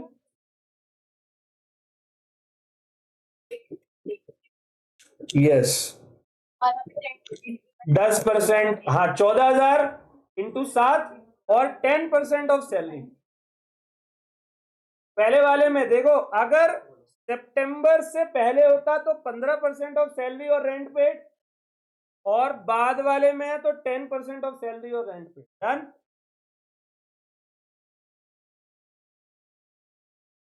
अगला करो।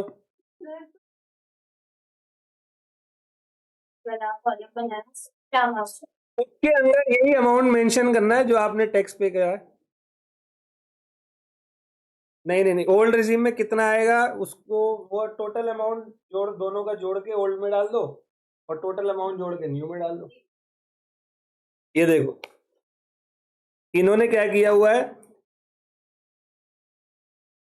टोटल ये अमाउंट जो है दोनों का क्या आया, ओल्ड रिजीम में टोटल जोड़ दिया दोनों को, और न्यू रिजीम में भी जोड़ दिया। अच्छा, ओल्ड और न्यू में फर्क क्यों नहीं आया बताओ? क्योंकि अलावेंसेस, अगर मान लो क्वेश्चन में इसमें एचआरए दे रखा होता तो आंसर आपका ओल्ड और न्यू दोनों का अलग आता, क्योंकि न्यू वाले में आप एचआरए की सैलरी कैलकुलेट, मतलब एचआरए एग्जेम्प्टेड वाले लेते ओल्ड में, और न्यू में फुल्ली टैक्सेबल लेते, तो दोनों की सैलरी अलग आती, आंसर भी अलग आता। डन है? डन है पाजी? अगला क्वेश्चन करो। 16 आपके कॉपी, आपके उसमें फोन में क्वेश्चन फोन से देख लो, डाउट है कुछ? कौन सा? बेटे ये दोनों को जोड़ दिया ना, ये तो 5 महीने का, ये 7 का, ये पूरे साल का। 12,700 प्लस 1,3,335 इज इक्वल टू, आ गया जी। अपने फोन से क्वेश्चन नंबर 16 स्टार्ट करो, क्योंकि ये बड़ा है, थोड़ा ऊपर नीचे है। नीचे का देख लो, ऊपर वाला फोन से। TC, city compensatory allowance, fully taxable.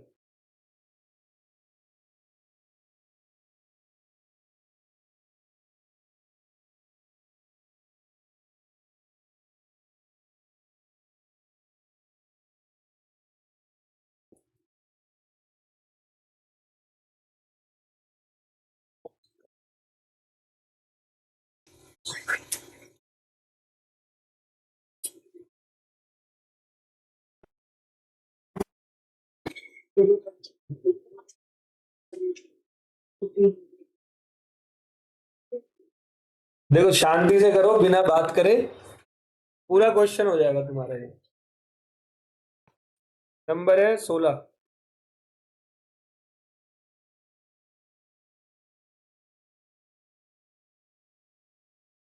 Basic दे रखा है 15,000, डीए है 40% ऑफ बेसिक सैलरी, जो कि फॉर्मिंग पार्ट है। City compensatory allowance fully taxable होता है। चिल्ड्रन एजुकेशन अलावेंस 200 रुपए पर मंथ मिला है, तो 100 रुपए एग्जाम, 100 रुपए टैक्सेबल। ट्रांसपोर्ट अलावेंस कौन सा है? ट्रांसपोर्ट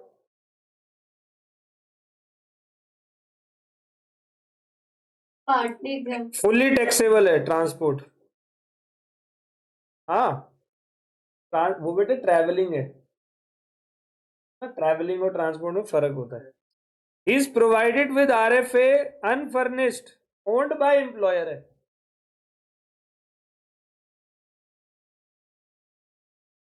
हाँ, तो उनको 3200 एग्जाम्प्ट है, बाकियों को फुली टैक्सेबल। घर का आरएफए दे रखा है, अनफर्निश्ड घर दिया हुआ है, ओन्ड बाय एम्प्लॉयर है, फेयर रेंटल वैल्यू 24,000 है। क्या करना है हमें फेयर रेंटल वैल्यू का? कुछ नहीं करना। कंप्यूट करो ग्रॉस सैलरी, एज्यूम करो are adopt to be tax the old regime. तो पहले आपको ओल्ड रिजीम से निकालना है, पहले पूरा क्वेश्चन ओल्ड रिजीम से निकालो। Compute the gross salary assuming are adopt to be tax the old regime और अकोमोडेट सिटी हैविंग पॉपुलेशन। तो एक काम करो, सैलरी निकाल दो, और अलग अलग पॉपुलेशन इन्होंने दे रखी है।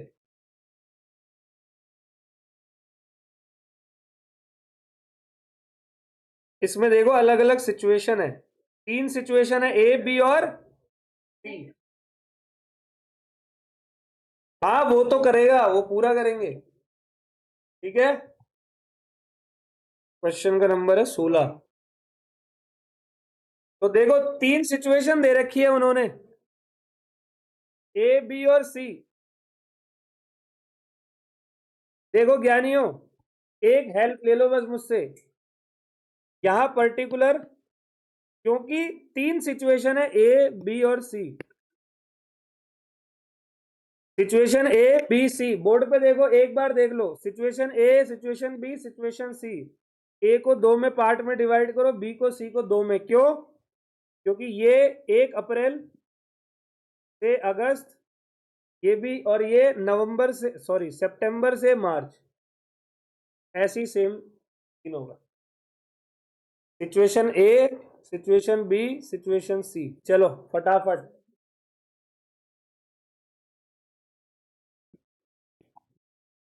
सैलरी पहले नीचे कैलकुलेट करके,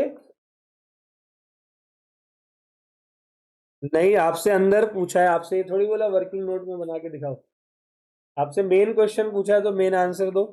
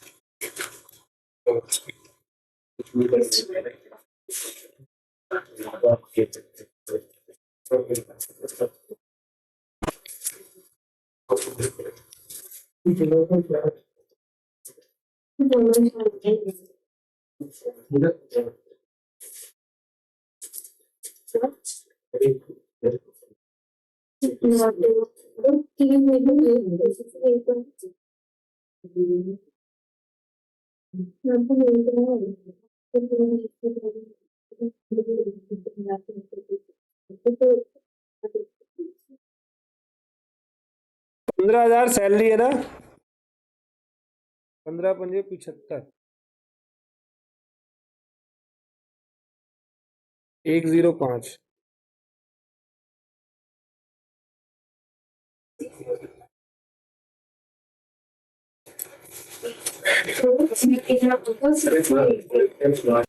city compensatory allowance fully taxable होता है।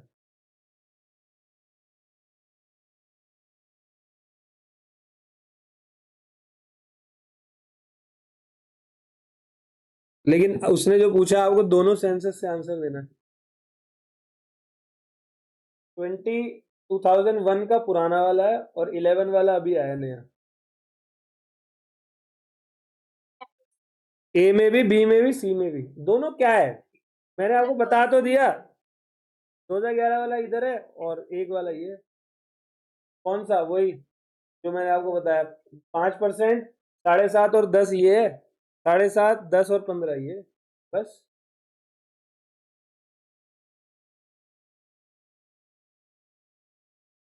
बेसिक के अलावा क्या क्वेश्चन में डीए है? डीए सिर्फ फॉर्मिंग पार्ट लेते हैं, तो 40% ऑफ बेसिक पे है। 15,000 का 40% होता है 6,000।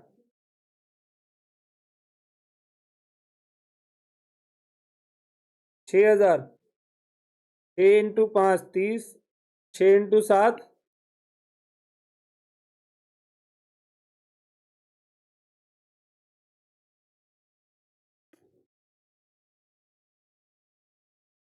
City compensatory allowance per month का है, फुली टैक्सेबल होता है, तो 300 × 5 1500, 2100।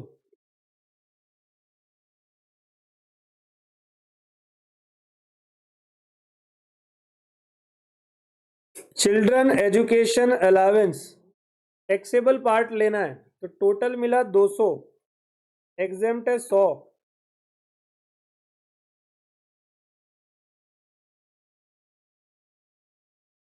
अच्छा, 2 बच्चे हैं ना, ईच है, तो 4800 माइनस 2400 हो जाएगा। क्या बेटे? देखो, चिल्ड्रन एजुकेशन अलावेंस 200 पर month per child for 2 children है, तो 200 × 2 × 12 माइनस 100 × 2 × 12।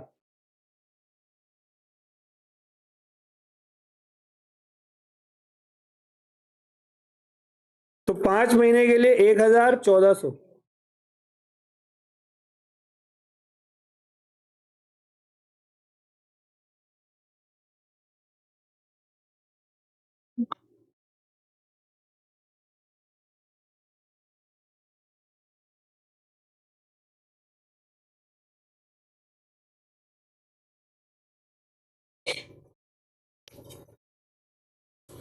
ट्रांसपोर्ट अलावेंस एग्जेम्प्ट नहीं होता, फुल्ली टैक्सेबल होता है। टोटल कितना मिला है?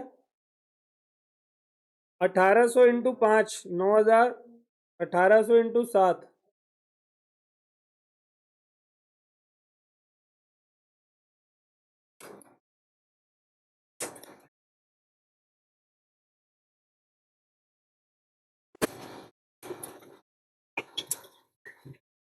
ठीक है।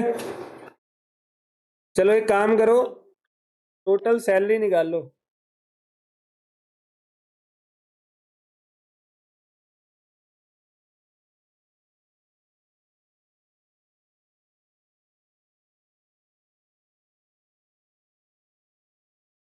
बताना, इन दोनों का बता दो।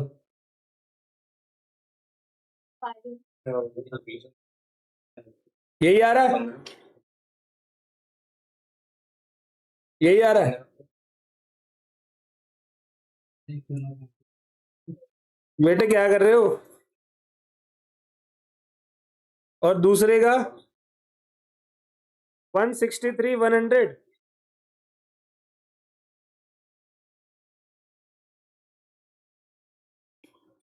अब आप बोलोगे सर ये सारी टेबल में सब कुछ तो सेम है, क्यों करवाया इतना बड़ा? क्योंकि इसने आपसे ग्रॉस सैलरी सबकी पूछी है।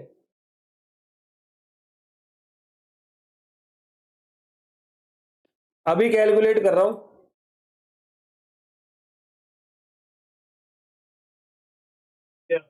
अब करना है ना वर्किंग नोट में जाके। चलो वर्किंग नोट पे आ जाओ। अब एक काम करते हैं, ये घर अनफर्निश्ड है ना, तो वैल्यू ऑफ आरएफए निकालेंगे हम अनफर्निश्ड। यहां पर लिखेंगे value of RFA unfurnished, calculate करके नीचे से। ठीक है, कर दें स्टार्ट। तो सबसे पहले शुरुआती 5 महीने का ए का वैल्यूएशन ऑफ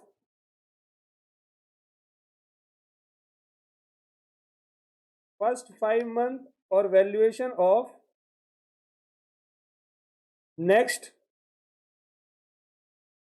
7 मंथ, तीनों का निकाल लेते ना एक साथ, पहले ए बी और सी। चलो ए का बताओ, पहले पहले 5 महीने का निकालते हैं। 1,16,500 का कितना परसेंट लू?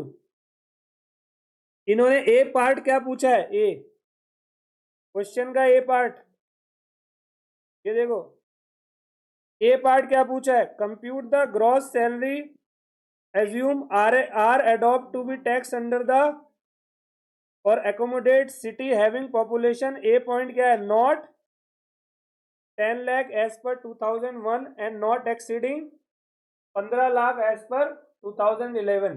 तब सुनना, अगर ओल्ड सेंसिस जिसमें हम पहले चलते थे उसके हिसाब से अगर पॉपुलेशन 10 लाख तक है तो 7.5% ऑफ सैलरी, और न्यू सेंसिस में अगर अप टू 15 लाख है तो 5% ऑफ सैलरी। यही होता है या नहीं? बेटे नहीं आ रहा? पक्का बेटे आ रहा? तो पहले इसका निकालते हैं फिर अगला बताता हूँ, बी पॉइंट फिर पढ़ेंगे। तो 1,16,500 का 7.5% बताना। हाँ ठीक है, और फिर अब दूसरा वाला, दूसरा अमाउंट क्या है, 1 इंटू 5%, उसका अमाउंट यहां लिख दो 81। कोई दिक्कत? अब इसने क्वेश्चन का जो बी पार्ट पूछा है वो देख लेते हैं। बेटे बी पार्ट सब देखेंगे, exceeding 10 lakh but not exceeding, मतलब अगर 2001 सेंसस पे जाओ तो 10 से 25 लाख की पॉपुलेशन पे आरएफए कितना टैक्सेबल होता था, 10% ऑफ सैलरी। और 15 लाख से ऊपर बट नॉट एक्सीडिंग 40 लाख पे कितना होता है अब, 7.5% ऑफ सैलरी। मतलब ये आपकी पूरी प्रैक्टिस करवा रहा है अमेंडमेंट की, ये क्वेश्चन पूरी प्रैक्टिस करवा रहा है कि सालों भूल मत जाना। तो बी देखते हैं, 1,16,500 का 10% करना 11,650, और 1,63,000 का, ये हमने ऊपर ही निकाल के रखा हुआ है, 12,233। डन है। अब सी पार्ट देख लें एक बार। सी क्या कह रहा है मेरा ये गरीब दोस्त, एक्सीडिंग 25 लाख है, तो 25 लाख से ज्यादा होता है तो कितने परसेंट ऑफ सैलरी, पुराने वाले में और नए वाले में 10% ऑफ सैलरी। तो चलो 1,16,500 का 15% करो, और 163,100 का 10% करो, 17,475 और 16 डन है जी, डन। अब ये सारे अमाउंट को फिगर्स को पुट करो जरा ऊपर। ए का ये करो 8738, ठीक है। और दूसरा अमाउंट बताओ, तीसरा, चौथा, 17,475, 16,310, ठीक है। सब सुनना, अब ये हमारी आ गई ग्रॉस सेल। मैंने आपको पहले की क्लासेस में बताया, अगर आपको बोले ना ग्रॉस सैलरी निकालो तो मतलब सारा टैक्सेबल सैलरी ऐड कर देना। ये सब ऊपर से नीचे तक हमने टैक्सेबल किया। क्या ये आरएफ है टैक्सेबल नहीं निकाला अभी? ये कौन सा आरएफ है? इसीलिए ये ऐड हो गया। अब अमाउंट डाल दो सबका। 125,238, 171,255, 128,150, 175,333, 133,975, 179,410। डन है जी, ओके।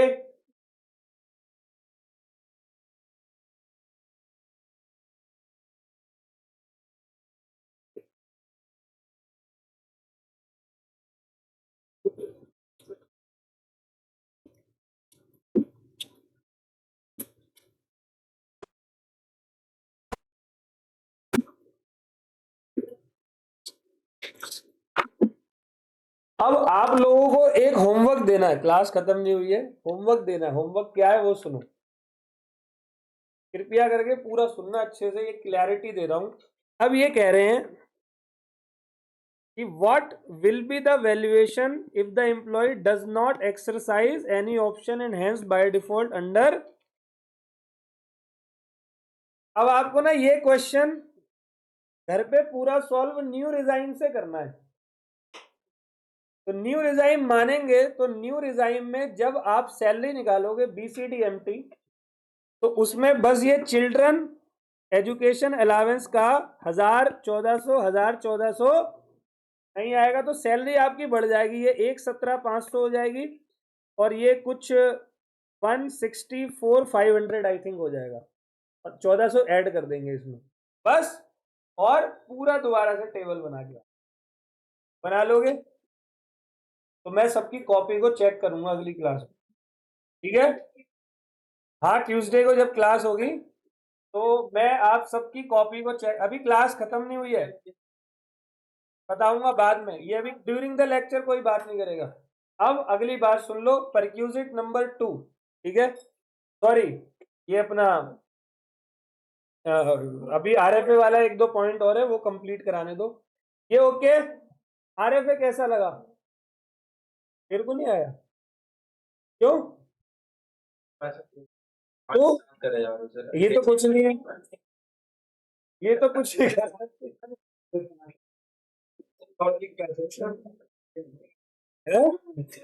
अमेंडमेंट आई थी।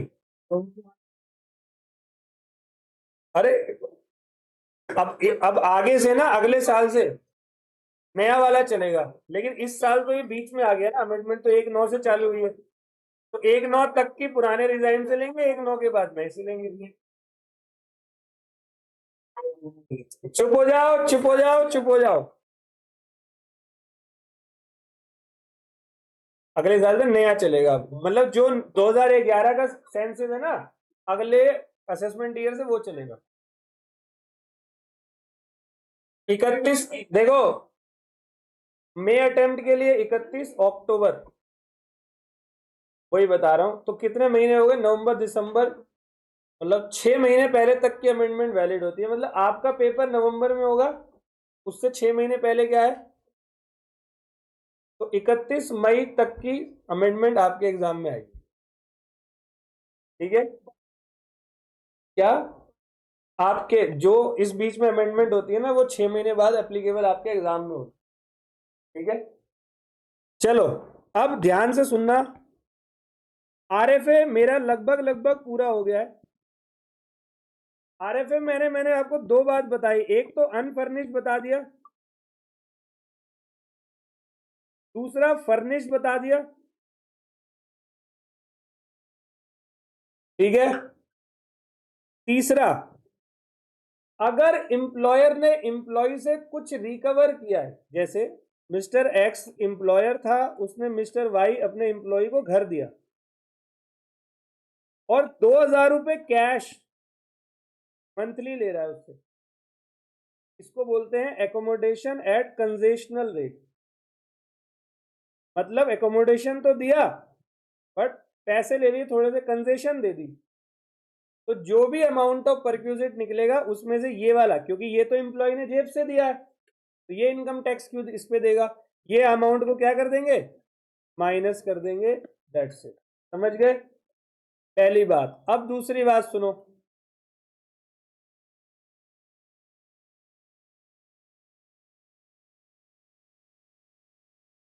क्या हुआ कि एम्प्लॉय को एक जगह पर रेंट फ्री एकोमोडेशन मिला, मान लो मुंबई में,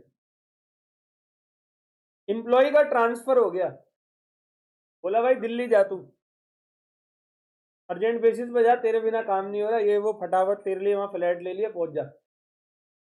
क्या लगता है शिफ्टिंग कोई जादू का खेल है? सारा सामान उठाया, हनुमान जी की तरफ ऊपर रखा, उड़ के पहुंचे, नहीं ना।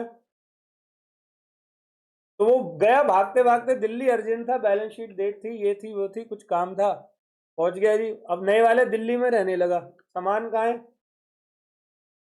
ओल्ड वाले में। अभी बोला ना अर्जेंट, अभी अभी काम कर रहा है वो कह रहा है शिफ्टिंग बाद में करूंगा। तो उसके पास आरएफए कितने हो गए, 2 आरएफए। कितने हो गए, 2। इतना लाडला मत बन की 2 आरएफए रखेगा तू।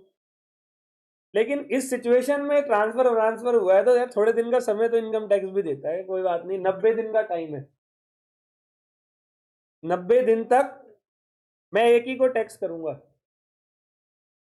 किसको, तेरी मर्जी है, किसी पे भी दे दियो। तो वो किस पे देगा एम्प्लॉय टैक्स, जिसकी वैल्यू परक्यूजिट की कम होगी। तो देखना, रेंट फ्री एकोमोडेशन ये रहा, eight 2 places where an employee has been transferred from one place to another and is provided with accommodation at new place of posting while retaining the accommodation at original place, perquisite value shall be determined as under। for the initial 90 दिन आपकी मर्जी है तो generally employer employ lower करता है, और after 90 दिन perquisite value of both the accommodation shall be done. अब अगला कह रहा है आरएफए प्रोवाइडेड इन होटल। अगर तुझे एक आरएफए ऑलरेडी दिल्ली में मिल रहा है, तेरा ट्रांसफर हो गया बैंगलोर, इमीडिएट बेसिस पर आज रात की फ्लाइट पकड़ के जाना है, तो तू बैंगलोर एयरपोर्ट पे उतरी, तेरे लिए घर भी दे दिया मालिक ने, और यहाँ दिल्ली में ऑलरेडी एक घर मिला हुआ है मालिक की तरफ, कितने घर हो गए, गलत नहीं है। एक ही आरएफए मिलता है, 2 थोड़ी, और 2 मिलेंगे तो दोनों पे टैक्स लूंगा मैं, इनकम टैक्स कह रहा है। लेकिन इनकम टैक्स दोनों पे, दूसरे वाले पे टैक्स तब लेगा जब 90 दिन क्रॉस हो चुके होंगे, और 90 दिन में तू अपना सामान शिफ्ट करवा दिए वहां पर, ठीक है। कभी कभी आरएफए प्रोवाइड कराते हैं होटल में। मेरा एक बहुत अच्छा दोस्त है और वो एक्टर है, मुंबई में है, वो एक्टर है। नहीं नहीं नहीं, है एक ही दोस्त है क्या मेरे जीवन में बहुत दोस्त है। वो मुंबई में है, उसका नाम है सन्नी। अच्छा है, मतलब उसका, नहीं नहीं देवर वाला नहीं, नहीं वो भी नहीं, ठीक है। तो ठीक है, ध्यान से समझना। अब वो क्या करता है, वो उस अच्छा बहुत अच्छी एक्टिंग करता है, थिएटर बहुत करता है वहां पे, अच्छे प्लेज वगैरह बहुत करता है, दिल्ली में भी करता था, मंडी हाउस वगैरह में जाता था, अब नहीं जा पाता मुंबई। तो वो पहले दिल्ली में रहता था, दिल्ली में रहता था, मेरा अच्छा दोस्त था। उसके भैया एक बार मिलने आए, बड़े भैया, मेरी उनसे बात हुई। उसके बड़े भैया इलाहाबाद बैंक में मैनेजर थे, हरियाणा में कहीं, हरियाणा में इलाहाबाद बैंक में मैनेजर थे। तो उन्होंने मुझे बताया कि मुझे मेरे बैंक वालों ने पिछले 5 साल से एक होटल दे रखा है, वो 5 साल से कहाँ रह रहे हैं? एक होटल में। तो हाँ, 5 साल से, मतलब लॉन्ड्री वॉन्ड्री का सारा काम होटल वाले करते, सामान कुछ लिया नहीं, और उनकी फैमिली यहाँ नहीं रहती थी, दूसरी जगह रहती थी, तो वो होटल में जॉब पे रहते थे, मंडे टू फ्राइडे जॉब करते थे, सैटरडे फ्राइडे शाम को घर। तो आरएफए कहाँ मिला? होटल में। मिल सकता है या नहीं? होटल में अगर आरएफए मिला है, बंदे की सहूलियत बढ़ जाती है या कम हो जाती है? बहुत बढ़ जाती है। करना ही नहीं है कुछ। होटलों में देखा हम लोग कैसे रहते हैं जब जाते हैं, पहले तो बाथरूम में जाके चीजें चोरी कर लेते हैं, ठीक है ना? फिर उसके बाद मस्त आराम से पड़े हुए हैं, सामान कोई चीज कहाँ है, चिप्स खाया ऐसे पैकेट ऊपर करके, है ना? मतलब फुल मस्ती कर रहे होते हैं होटल में। क्यों? हमारे बाप का क्या जा रहा है? पैसे दिए, है ना? तो सहूलियत बढ़ जाती है। तो इनकम टैक्स कह रहा है पैसे भी ज्यादा नहीं, टैक्स भी 24% ऑफ सैलरी और actual expenditure incurred by the employer whichever is lower. आया समझ में? सही है। पूरा पढ़ता हूं। There will be no perquisite value in case of RFA provided in a hotel if the following two condition are satisfied. Such accommodation is provided for a period not exceeding, ये 15 दिन है। देखो, अब कभी कभी मीटिंग वीटिंग में भी तो जाते हैं एम्प्लॉय, तो 2 4 5 10 दिन के लिए होटल देते हैं, वो आरएफए नहीं है। And the accommodation has been provided on transfer of employee from one place to, ये भी नहीं है क्योंकि अभी ट्रांसफर हुआ है। लेकिन वैसे अगर आपको होटल में कहीं रुकवाया परमानेंटली, जैसे मैंने वो इलाहाबाद बैंक का एग्जांपल दिया, तो सर वहां पर आपका क्या है? वो 24% ऑफ सैलरी, आरएफए की सैलरी तो पता है बीसीडीएमटी, और actual expenditure which ever is, ठीक है, डन है। क्या बेटे? तो वो परक्यूजिट नहीं माना जाएगा, इनमें नहीं माना जाएगा। अब मैं, आप मेरे एम्प्लॉय हो, मैंने 2 4 दिन के लिए आपको होटल दिलवाया, वो आरएफए नहीं है, वो आरएफए के अंदर नहीं है। हमें आरएफए की बात करनी, वो बाकी कुछ और होगा, वो परक्यूजिट के अंदर आता है, वो आरएफए की परक्यूजिट नहीं है। तो आरएफए में तो कभी लेते ही नहीं है परक्यूजिट। हाँ, ठीक है। अब ये कह रहा है rent free accommodation provided in a remote area. RFA आपको मिला है कहां पर? किसी RFA provided to any employee working in a mining site, oil वगैरह कुछ रिमोट एरिया, तो वो एग्जाम्प्ट होगा। एक तो साला मौत के मुंह में झूलते हुए रह रहा है वहां से तू इनकम टैक्स वाले आके टैक्स भी मांग ले। रिमोट एरिया में पता बड़ी मुश्किल से लोग रहते हैं। एक मेरा बहुत अच्छा दोस्त है, दिनेश नाम है उसका, उसने मुझे थोड़े दिन पहले बल्लभगढ़ बुलाया कि साइट है, वो इंजीनियर है, प्रोजेक्ट पे जाना पड़ता है साइटों पे, बिल्डिंग विल्डिंग बनती है, उसका स्विमिंग पूल फायर वगैरह का काम है। मुझे बुलाया उसने कि यहाँ आ जा, बहुत दिन हो गए मिले हुए। मैं कहा चल मैं आता हूँ, मेरी छुट्टी थी, मैं चला गया। तो मैंने कहा चल आराम से जाएंगे बैठेंगे, क्योंकि उसकी वाइफ वगैरह उसके साथ नहीं रहती। मैंने कहा चल चिक चिक टिक पिक भी नहीं होगी, आराम से आराम से जाएंगे, थोड़ी देर बैठेंगे, मिलेंगे मिलेंगे, खाएंगे पियेंगे, ओके। मुझे कह रहा मेरे को ना यहाँ पे इन्होंने रहने के लिए दे रखा है, लेकिन सारे ने मुझे बताया नहीं कुछ। अब मैं वहां पहुंच गया, एक तो पहले वहां जाने जाने में, मतलब मैं गया, मैं कहा कितनी दूर और है? कह रहा बस थोड़ी दूर और मैं कहा कितनी दूर और है? कह रहा बस थोड़ी दूर और। थोड़ी दूर करते करते यहाँ से 75 76 किलोमीटर ले गया, बोलो बस ये रहा। यही आया था, मेरी स्कूटी यही मैंने खड़ी की थी, गाड़ी लेके आया था, मेरे को लेके गया था साथ में। 73 4 किलोमीटर हम पहुंचे ले दे के। तो मैंने कहा कहाँ है तेरा घर? कह रहे यही है वो गांव बिल्कुल उबाड़ एरिया, और वो बिल्डिंग बन रही है, हॉस्पिटल बन रहा है, वो कोई बालाजी हॉस्पिटल करके, उनका एक ब्रांच यहाँ भी है, जनक, पता नहीं यहीं कहीं पंजाबी बाग के पास, वो हॉस्पिटल बन रहा है। अब उसके पीछे उन्होंने खोली दे रखी थी, खोली, बॉम्बे में नहीं होता छोटा सा कमरा टीन टप्पड़ का, वो दे रखा है। मैंने कहा, कह रहे यही तो है उसकी तनख्वाह है 1.5 लाख रुपए महीना। कैसे? कह रहा कहाँ जाऊं कह रहा यहाँ से होटल है तकरीबन 16 किलोमीटर 17 किलोमीटर दूर, और यहाँ के होटल भी इस कमरे से अच्छे हैं और बुरे हैं। तो तुम मुझे यहाँ लेकर आया है। हाँ यार, दोस्ती में क्या होता है, कोई बात नहीं। अब वहां बैठे तो भाई साहब उसी के साइज के मच्छर घूम रहे थे, ऐसी आवाज आती है। वो एकदम, हाँ, इतने बड़े बड़े मच्छर थे। मैंने कहा उठा के भी ले जाए कोई, मैंने कहा बाहर गाड़ी देख ले, 2-4 मच्छर बैठ जाएंगे, ले जाएंगे तेरी गाड़ी उठा के। वो अब ऐसे एरिया में काम कर रहा है। अब वही आ जाए इनकम टैक्स, ला भाई कमरे का टैक्स आ रहे थे। बोलेगा पहले तेरी लाशें बिछाऊंगा साले। समझ गए? माइनिंग में क्या तू टैक्स मांगेगा उससे। Done. Note number 6, rent free accommodation provided to political figure, जजेस एक्सेट्रा। किसको मिला है? ये सब एग्जाम्प्ट है। जज इसलिए तो बनते हैं, पहली बार तो बन नहीं पाते। वो बन गए तो जज की जान कहाँ फंसी रहती।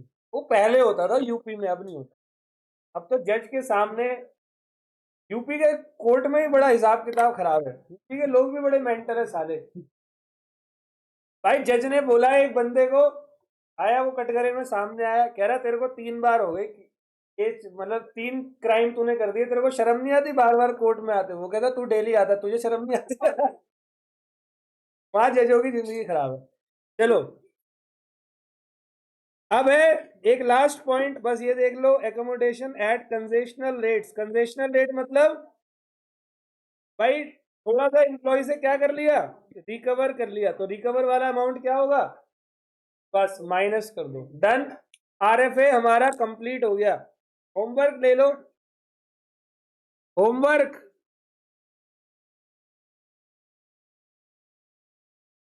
यही ना कंसेशनल, क्या जितना एम्प्लॉय ने एम्प्लॉयर को दिया वो पैसा परक्यूजिट में से माइनस कर दो, क्योंकि वो तो एम्प्लॉय की जेब से गया है, तो काय का परक्यूजिट।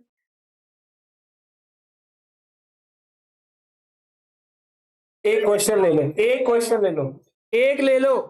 इलस्ट्रेशन नंबर 17 छोटा सा है,